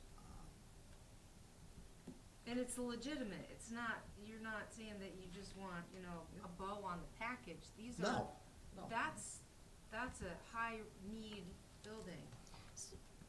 I also will say, the staff has been phenomenal in regards to that, and I'm gonna work on creating the master schedule better for next year. In regards to, for the first semester, we had many staff who offered to do hallway duty instead of, in lieu of their study hall or supervisory, which was put in their contract this year. That played out phenomenal. That was great. I'm gonna work it out next year to where it's not so heavy in the fall compared to the spring. Like, maybe split it up to where they do blue and gold days for the whole year, if that's possible, and that can be worked on. So things like that. But I'm really starting to learn now, we have to kinda obviously we have to all work together and figure out ways, if we're short anyone, for us all to come together to support the students. But yeah, that's where we're at, two TAs and one teacher. 2 TAs and 1 teacher? Just one other thing too, going into the Wayback Machine, kids would come and have lunch in my classroom because it's a little chaotic, or they don't feel comfortable, or for whatever reason. I was always open to kids bringing their lunch into my room, and I hear now it's different. Kids can't take their lunch out of the cafeteria. And we don't need to get into all that, but I just wanna say that it was a safe space for kids to come, so that they're not uncomfortable or in a situation that makes them feel that they're not able to enjoy their lunch. Yeah, absolutely, and I understand that, and we all, for right now, we've asked is just that food doesn't leave the cafeteria. So that was just, even if it's 5 minutes and then go, somewhere else. But because there was an issue with food leaving and so. Well, it's the same with the bathrooms being locked, and you can't, I mean, let's find, like Mike would say, and I'm sure he'll say now, where did that come from? Let's look at why it's happening and take care of that instead of, depriving the kids of something that makes them feel happy to be in school and socialize with their friends, or if I need to go to the bathroom, I gotta wait 20 minutes for somebody to come, let me go to the bathroom. And I will report, all bathrooms are open everywhere. And we actually did a really cool PSA video, student council, that was shared with everyone. So we're working on that. So we are hearing what all the students have to say. We're really trying to support everyone. We're also trying to make sure everyone is safe. And, I'm glad you brought up the study halls. Would it be effective to have, I know that the teachers there can't give instruction, but while they're in that period, is there an option for students to have extra academic help? Like maybe that would be more effective than having students stay afterwards? So many of our staff do offer extra assistance in study halls. Mhm. They go above and beyond, but we cannot unfortunately rely on that, right? Like I can't direct anyone. If a staff member is willing to do that, which many of them are, that's awesome. Mhm. But But also the kid might need help in one subject and that teacher has a class, and they're not free during that kid's Right. study hall. A lot of There's teachers will call, find out if a kid has a study hall, and Right. if they have a prep, Yep. they'll call the study hall. Like when I had study halls, I would let kids go to Yeah. Mrs. Antonelli for science. She needed to have them make up a lab and that kind of thing, but I feel like we should get back to the budget part of it. thank you. But if we need these people, we need these people. High school? Yes, please. Thank Okay. you. Is So- it at midnight already? So, high school end, we're gonna talk about Regents exams over the last 2 years. You're gonna see percentage of students scoring from level 1 to 5 and proficiency compared to New York State. And then I'm gonna go into, you'll see the indicators, spreadsheet that Mark and Kenny showed you earlier, and then go over the high school goals for this year and where we currently stand in reaching them. So first, quick with, you're gonna see a number of slides like this for a number of Regents exams. As Dr. Bailey said, level 1 is the lowest, level 5 is what we want all of our students to reach. They're considered proficient for level 3, 4, and 5. And I automatically, when I look at these, go to see where we stand compared to the rest of the state. So this is algebra. As you can see, if we are proficient, it's at level 3, not many at 4 or 5. So I'm going through these. I'm gonna also talk about like what we're doing in the high school to try to address that. One of the things, the way the high school's always been, there hasn't been a lot of AIS support for like tier 3 students. So I have half a math AIS teacher, half of a reading teacher. So I've tried to, within the schedule, make some more sections of AIS math available for our high school. And for foundations of algebra, and then they take that for a year, and then would take algebra. The other piece in looking at this, it's not as easy to look at as the 3 through 8th grade, because it's not like the student goes from 3rd grade to 4th grade. So there's multiple different pathways in the high school. Like every student isn't gonna go from algebra to geometry, okay? And the same thing with science, there's multiple different pathways they can go, so it's hard to just look and say, well, last year, this test was at this proficiency, and the following year, it doesn't Right. equate that way. Okay, so with earth science, if you look at the earth science, 23, 24, the proficient levels, and then 24, 25, it went from 63 to 27. Yeah. You might be saying, well, what happened there? So last year was the first year that the Earth and Space Science Regents was given in the beginning of June. Okay, so all of our first-time Earth and Space or Earth Science students took that Earth and Space. The students that took this 24-25 were ones that previously failed the old Earth Science Regents and then were able to retake it. So the number there is a lot smaller, Okay. okay? This is the new Earth Science, and we were higher than the state in Yeah. proficiency. Woohoo! Congratulations. Obviously there, we'd want to get more level 4 and 5, but as Diana could tell you with the science background, a lot of these new science tests, even for the 5th and 8th grade, has turned to more, okay, here's the problem, figure out how you come up with a solution. It's not memorizing and things like that anymore. So that's the Earth. Yes. Global, pretty much close in proficiency. The level 3s, level 4s went down a little bit. 5s are about the same. U.S. history, U.S. history did well. 3s, 23, 4s, 24. proficiency's close. The ELA was right there this last year. That's gonna be a new Regents come June. So with the Regents stuff, so like what the high school does consistently is teachers, after any exam, will do an item analysis. They're gonna identify high frequency standards tested, model how to break down constructed or extended response, and then just familiarize students with what the test is like and how it's administered. So without like those AIS things, we do have, I've created more of the AIS math sections. We have push-in support in ELA. Some of our special ed classes, if they are co-teach, we utilize AIS reading teacher to push in a few classes, because that's all we have her for. Our ENL students, we have some pull-out sections based on, like what Mark said earlier, their levels. There's a number of co-taught ENL sections for various courses, science, social studies. We have a math certified new ENL teacher, like halfway through last year, so because she's a certified math teacher too, we have pull-out sections just for math with those students. That's awesome. Which is definitely something they struggle with, and have over the years, so that's helpful. Any questions with the Regencies?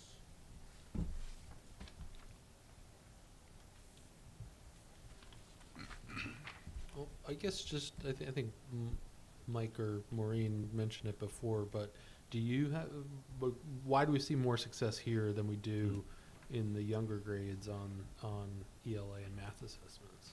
Do you have a The high school teachers do a great job with, I'm not saying theirs don't at all, but They're very different tests. I was gonna say, It's it's like like apples the and testing. oranges. they know what's test on itself. most of these tests. Some of it has changed with a newer test, not that they're teaching to the test, but a lot of the teachers that are teaching these reasons courses have taught them for several years. They know what their writing level needs to be at. If it's a social studies or English test, they teach very well to the essays for the English Regents. And the tests are, like you said, very different. For a long time, I thought like the English 8 state test was harder than the English 11 Regents. Yeah, Yes, I think it still might be. I think it is. Well, what Yes. happens when you get the COVID kids? What happens when you get the COVID kids? Well, when we get to graduation, we can, They're all- and I hate saying that word, but we'll talk about it. I think the COVID there's kids so are many there. different group of kids were Yes. impacted by COVID in yeah. different ways. Well, I was thinking of the fifth grade Yeah, group. but I That's think, what I meant by like, that. similarly, like, 6th grade missed Right, 1st 6th grade, and right? 7th grade Or, and like, 8th there's grade, so many everybody- different grades that were missed impacted. half of kindergarten. Yeah. That was Yeah. brutal. Yeah, We were sent home with. And as you get to the older couldn't read kids instructions. with Yeah. those type, the tougher thing is to get them back into like the school setting and the structure and get back into like school. kids' parents are getting in there, but as they get older, it can get tougher. Actually, graduation is not yet, a couple, but it's gonna touch on those types of things. So this is, we're LSI, so we did, like you saw the DSIPs and the SEPs, the high school had one 2 years ago.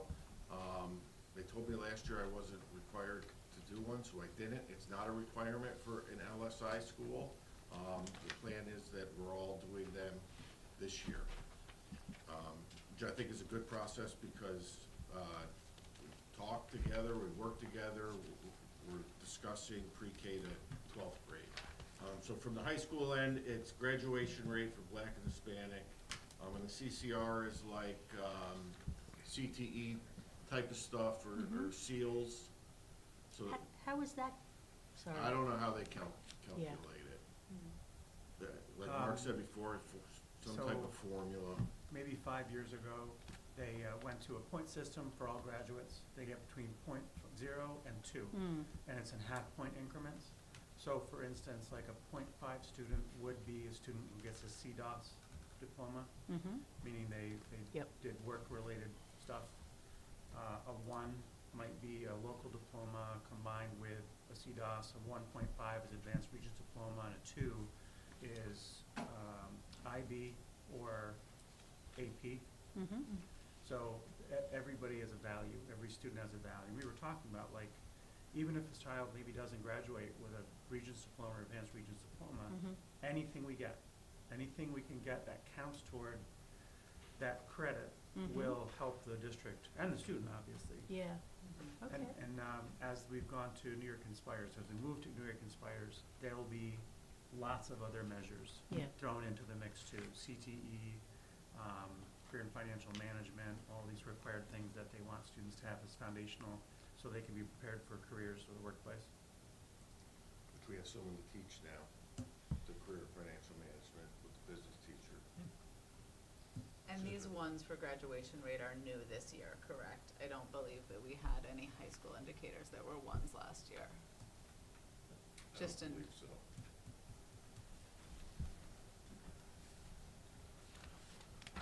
Okay, so these were the goals when we came in the fall. Chronic absenteeism, graduation rate, academic performance, Regent scores, and restorative. We talked a lot about chronic absenteeism tonight between the 3 buildings, not percentage for the high school is to reduce it 5%, so we were at 35 last year, so bringing it down to 30. Currently, we're at 33.2. Worries me a bit because typically June isn't great in the time of year. So we had sickness in December as well. We do all the same things, and I would say from last year to Mark started overseeing like a district attendance thing last year, and the consistency between the 3 buildings has never been better in terms of what we're doing related to attendance. We use the same spreadsheets, we're pulling the same data, we're having the same conversations, and now we're like focusing on, okay, let's look at our 9, 10, 11, and 12s, pick 20 and see if we can pull them off the list. So the 3 of us are doing that. The only other difference than what maybe they just forgot to say it, something new we found out this year is we could recommend students to Cartwheel, which is like virtual counseling. We do that at the elementary. So we've started to do that. The others at the high school, we're trying to think of different ways to try to get kids here and in the classes. So we came up with this 2-month, like, class by period. We looked at attendance Competition data, kind of thing? competition. So every class can qualify. We give them a weekly update every day. And whatever class qualifies, Mr. Walker, Mr. Collins, and myself are doing like this barbecue after April break. Awesome. we're invited to that. Yes, you'll be invited to that. Only if your attendance is good. Yeah.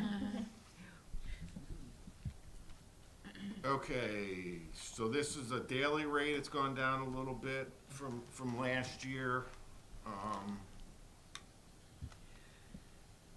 something we trying to improve every day. So graduation rate.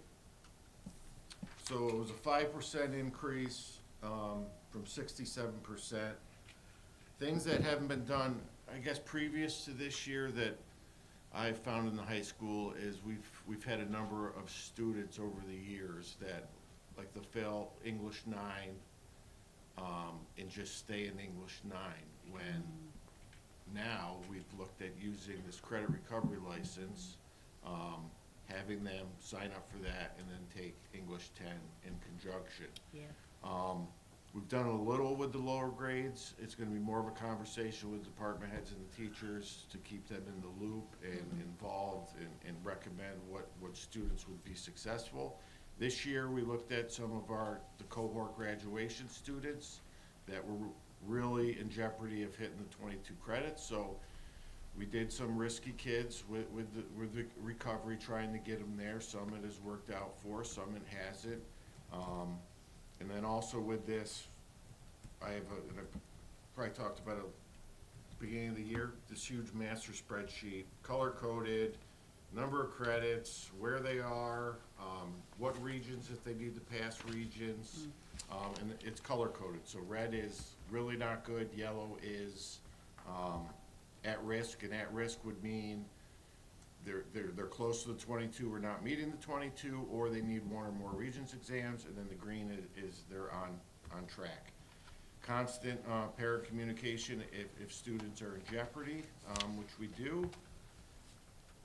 This was this past year, last year's, the graduation rate broken out,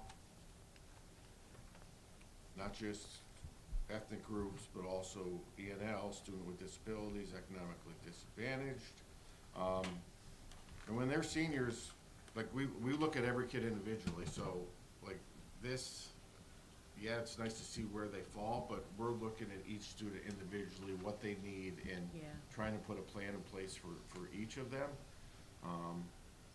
Questions with that?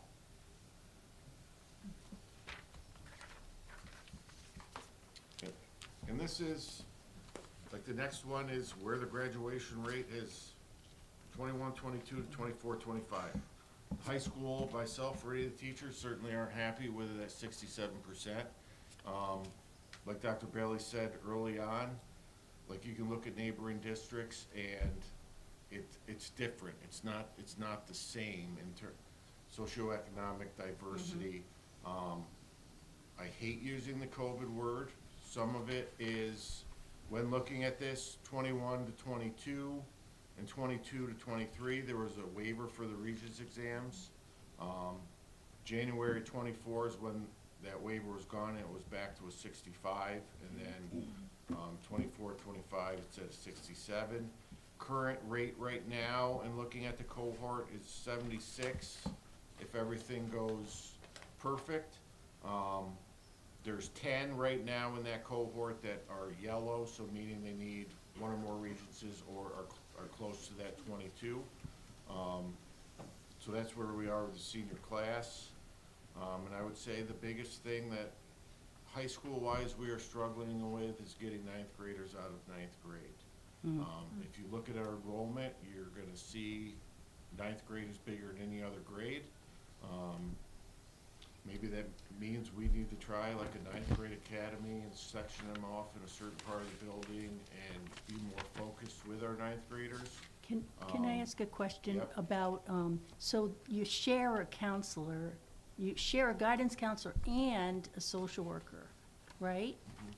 To help with that transition, is it worth it to do it that way? Is it working? Is it? I'm talking to Mr. Payne about it. Yeah, We're having that conversation. yeah, And I mean, some of it is, there's been a lot of turnover in junior high too. yeah, And kids since COVID have literally come to the high school and they could Yeah. have failed core class after core class for 3 years. And I'm not like pointing fingers at the two buildings below me, and yeah, I mean, it was the free pass with COVID, and when you have older students, that might not have all the background knowledge. Right. Going to class could be a struggle, or they don't wanna be embarrassed, or they're afraid to admit, like, they need help. And as many conversations as we have with them and the parents and the counselors, sometimes it just doesn't work. Yeah.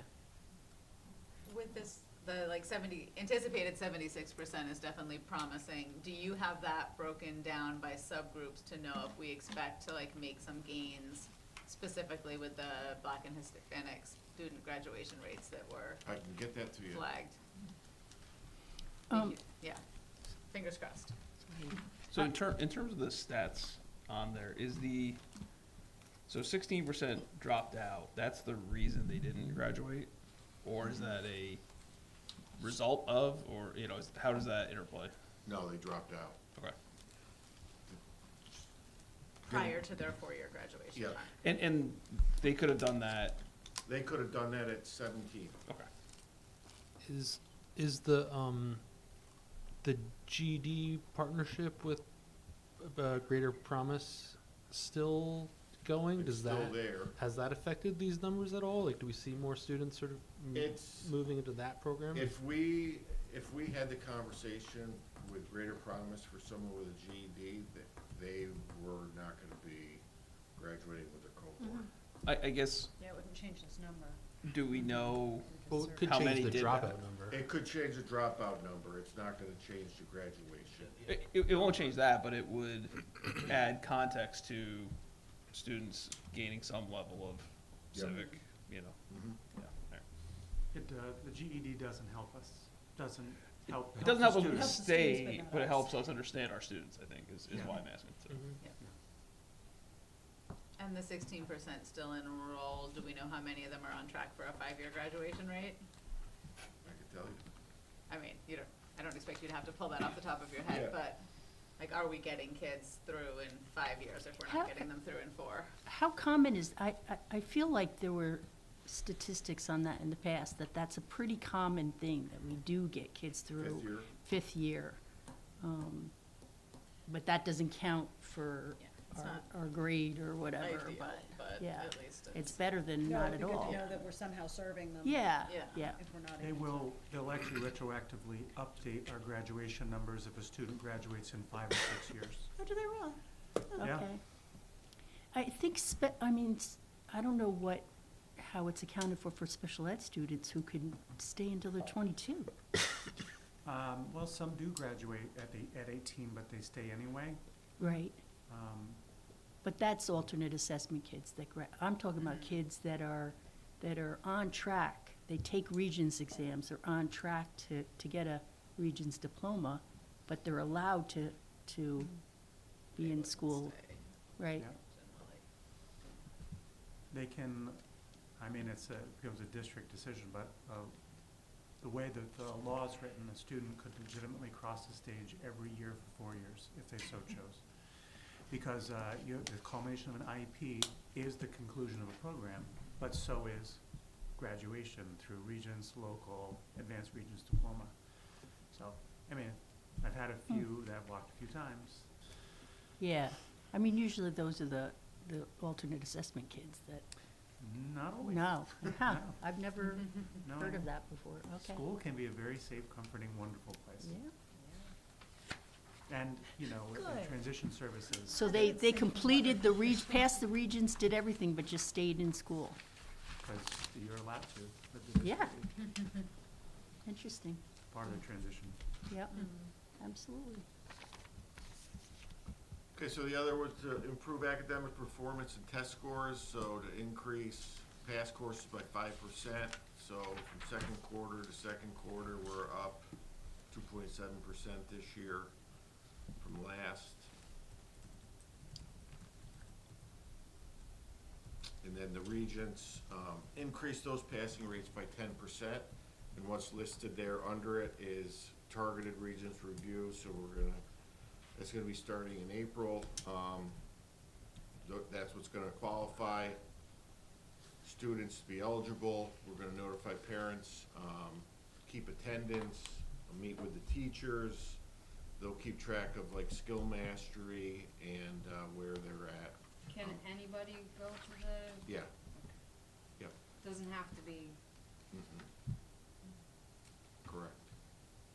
Do you know if your January regents were higher than last year in terms of hitting that goal? So we actually had 3 seniors that needed some regents, passed some. Great. January regents are always tough because typically they're repeating a Repeats, regents. yeah.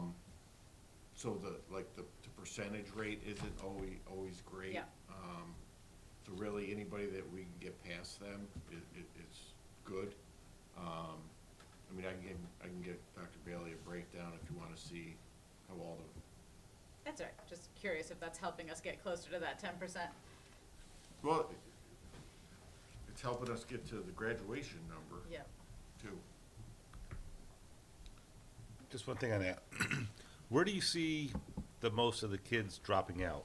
Is it between 11th and 12th? Is it halfway through their senior year, where they say, hey, I'm not gonna pass, I might as well, there's no, I mean, it's a 9, 10, 9th to 10th graders. you have kids dropping out in ninth grade? Yeah, they're 17. it's by age. Oh, by- So their grade level is just strictly based on credit, not Okay, not age, so it's, you need to have 5.5 credits to be considered a sophomore, 10.5 to be a junior, 15.5 to be a senior.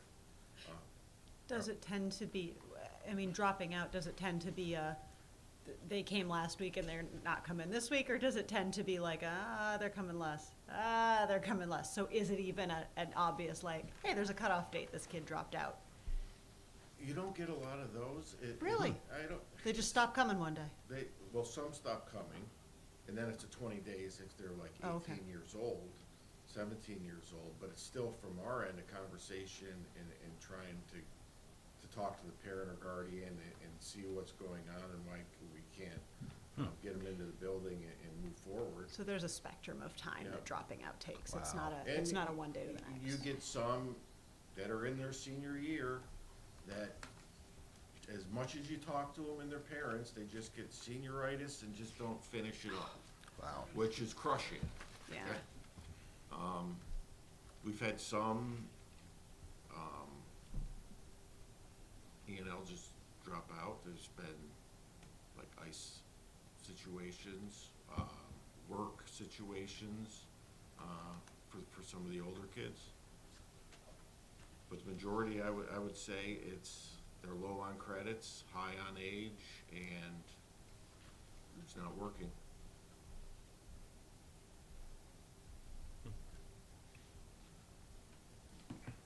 So this is the other things that Targeted Regents Review is gonna work on. And then the last goal we had was to strengthen restorative school culture.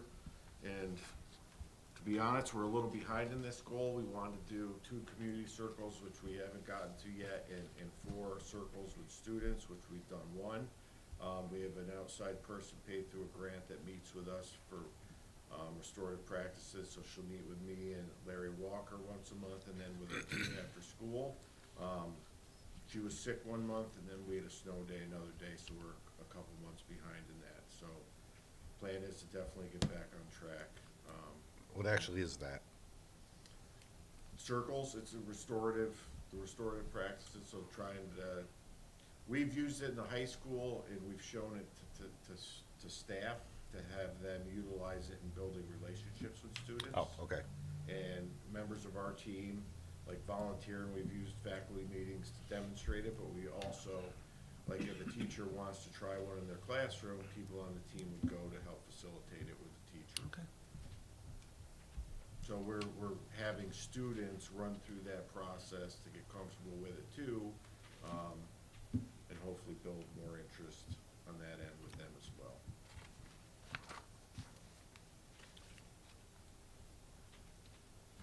Questions?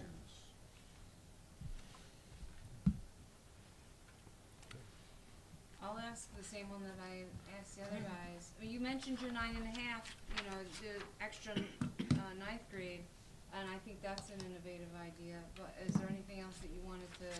Couple TAs, we haven't been able to hire an ISS teacher, I think, for 2.5 years.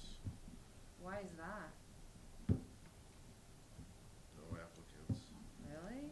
And What do you then have to be to we do have FICA room for credit recovery that when Mr. Gregory went to Blue Hawk, we haven't been able to fill that.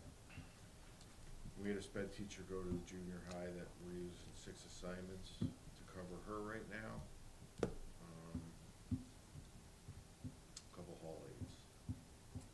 So, 2 TAs and 2 hall aides? And an ISS teacher? And they're all posted, it's just that there aren't applicants. Are they posted? They have been. Are they still posted though? I mean, are they posted? Is it an active? Closed and we have to reopen them. We have to reopen them. Is there a way to refresh it? You know, cause like, You can just it- change the date. Well, Yeah. you know, I think we're in the process as we're going through the budget, seeing what's in the budget, what's not in the budget, right, what things have been posted that correspond to actual lines, and you know, making sure that it all yeah, matches. but that would be communicated to them, so that they're not sitting around waiting, right? Right? You know what I mean? You're not expecting to get, if it wasn't budgeted for and they don't plan on hiring somebody, I would assume that they would let you know. ISS teacher for 2 years. If it wasn't budgeted for. Right? Is that what you're saying? I assume that is what's happening. Yeah. And I don't know the answer to that, but we're gonna, that's what we're in the process of figuring out now. What about, is there any Regents tutoring going on right now? Not right this second, April. April, gotcha. And that'll be after school as well? Late bus, students sign up, transportation's not an issue. Have targeted lists from the teachers, send out parent notification. If we don't get them showing up for attendance, phone calls. And that'll be open up to anybody.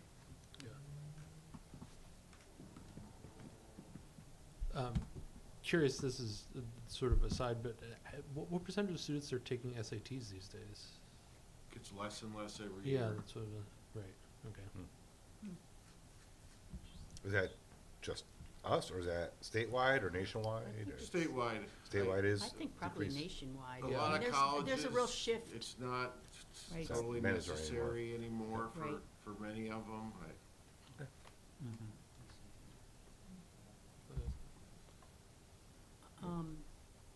I just had, with the DSEP, there was something about, about teacher turnover. 2022 teacher turnover rate was 15% overall and 17% for less than 5 years in the district. I was just wondering if we have a current percentage on that. So the DSEP goes back to 2022, but then it was revised, right? Yeah. Yeah, just curious on, because teacher morale is connected to academic achievement. So if you're fully staffed and teachers are happy and we want people to stay, right, then kids are gonna do better. So I was just wondering if that's in all those surveys that we are floating around, if that's. It's a good question, Maureen. I think it's a number that a lot of people wait to see what the state does or says, right? Yeah. But we exit interview almost every staff member that leaves, so we have a clear sense of who has left Yeah, over the course of the year, everywhere.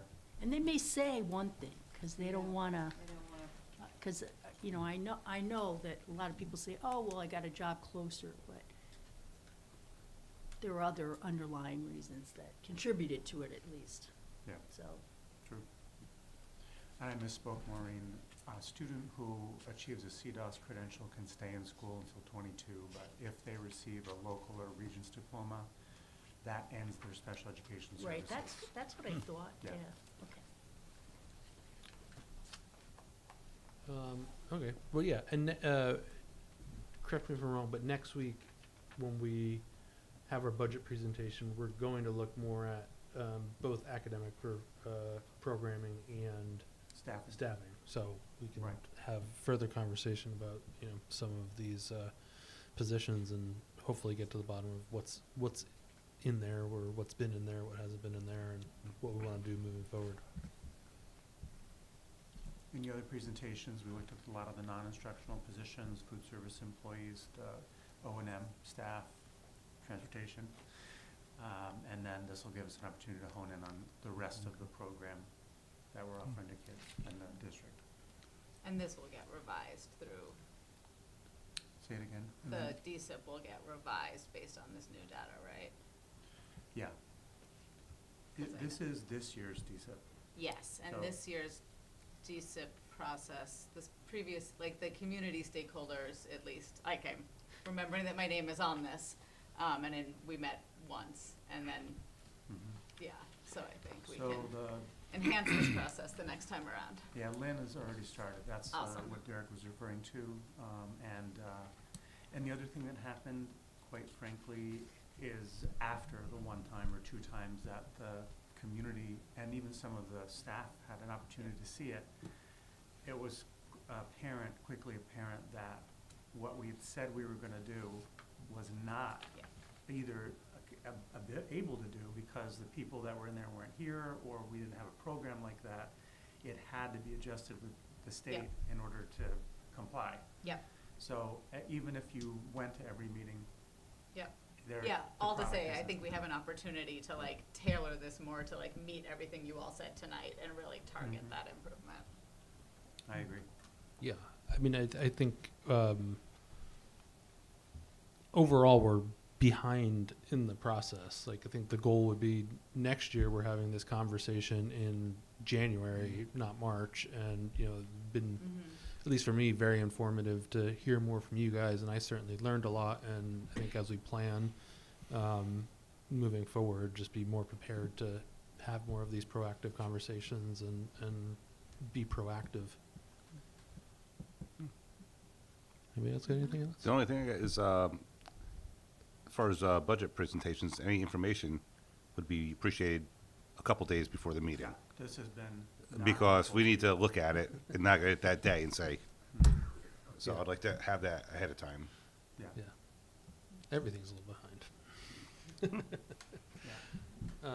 Well, thank you all, guys. This was really, Yeah, really thank you so helpful. much. Thank you. I appreciate the time and for staying here so late, and, best of luck, and we're here to support you and all the teachers and all of our staff members as we push towards, the end of the school year. Yeah, and like one of you said, right, when we look at these numbers and it looks like a big jump, when you're like, that's actually 30 kids, it's like, oh yeah, Yeah, we can do that. yeah. Okay.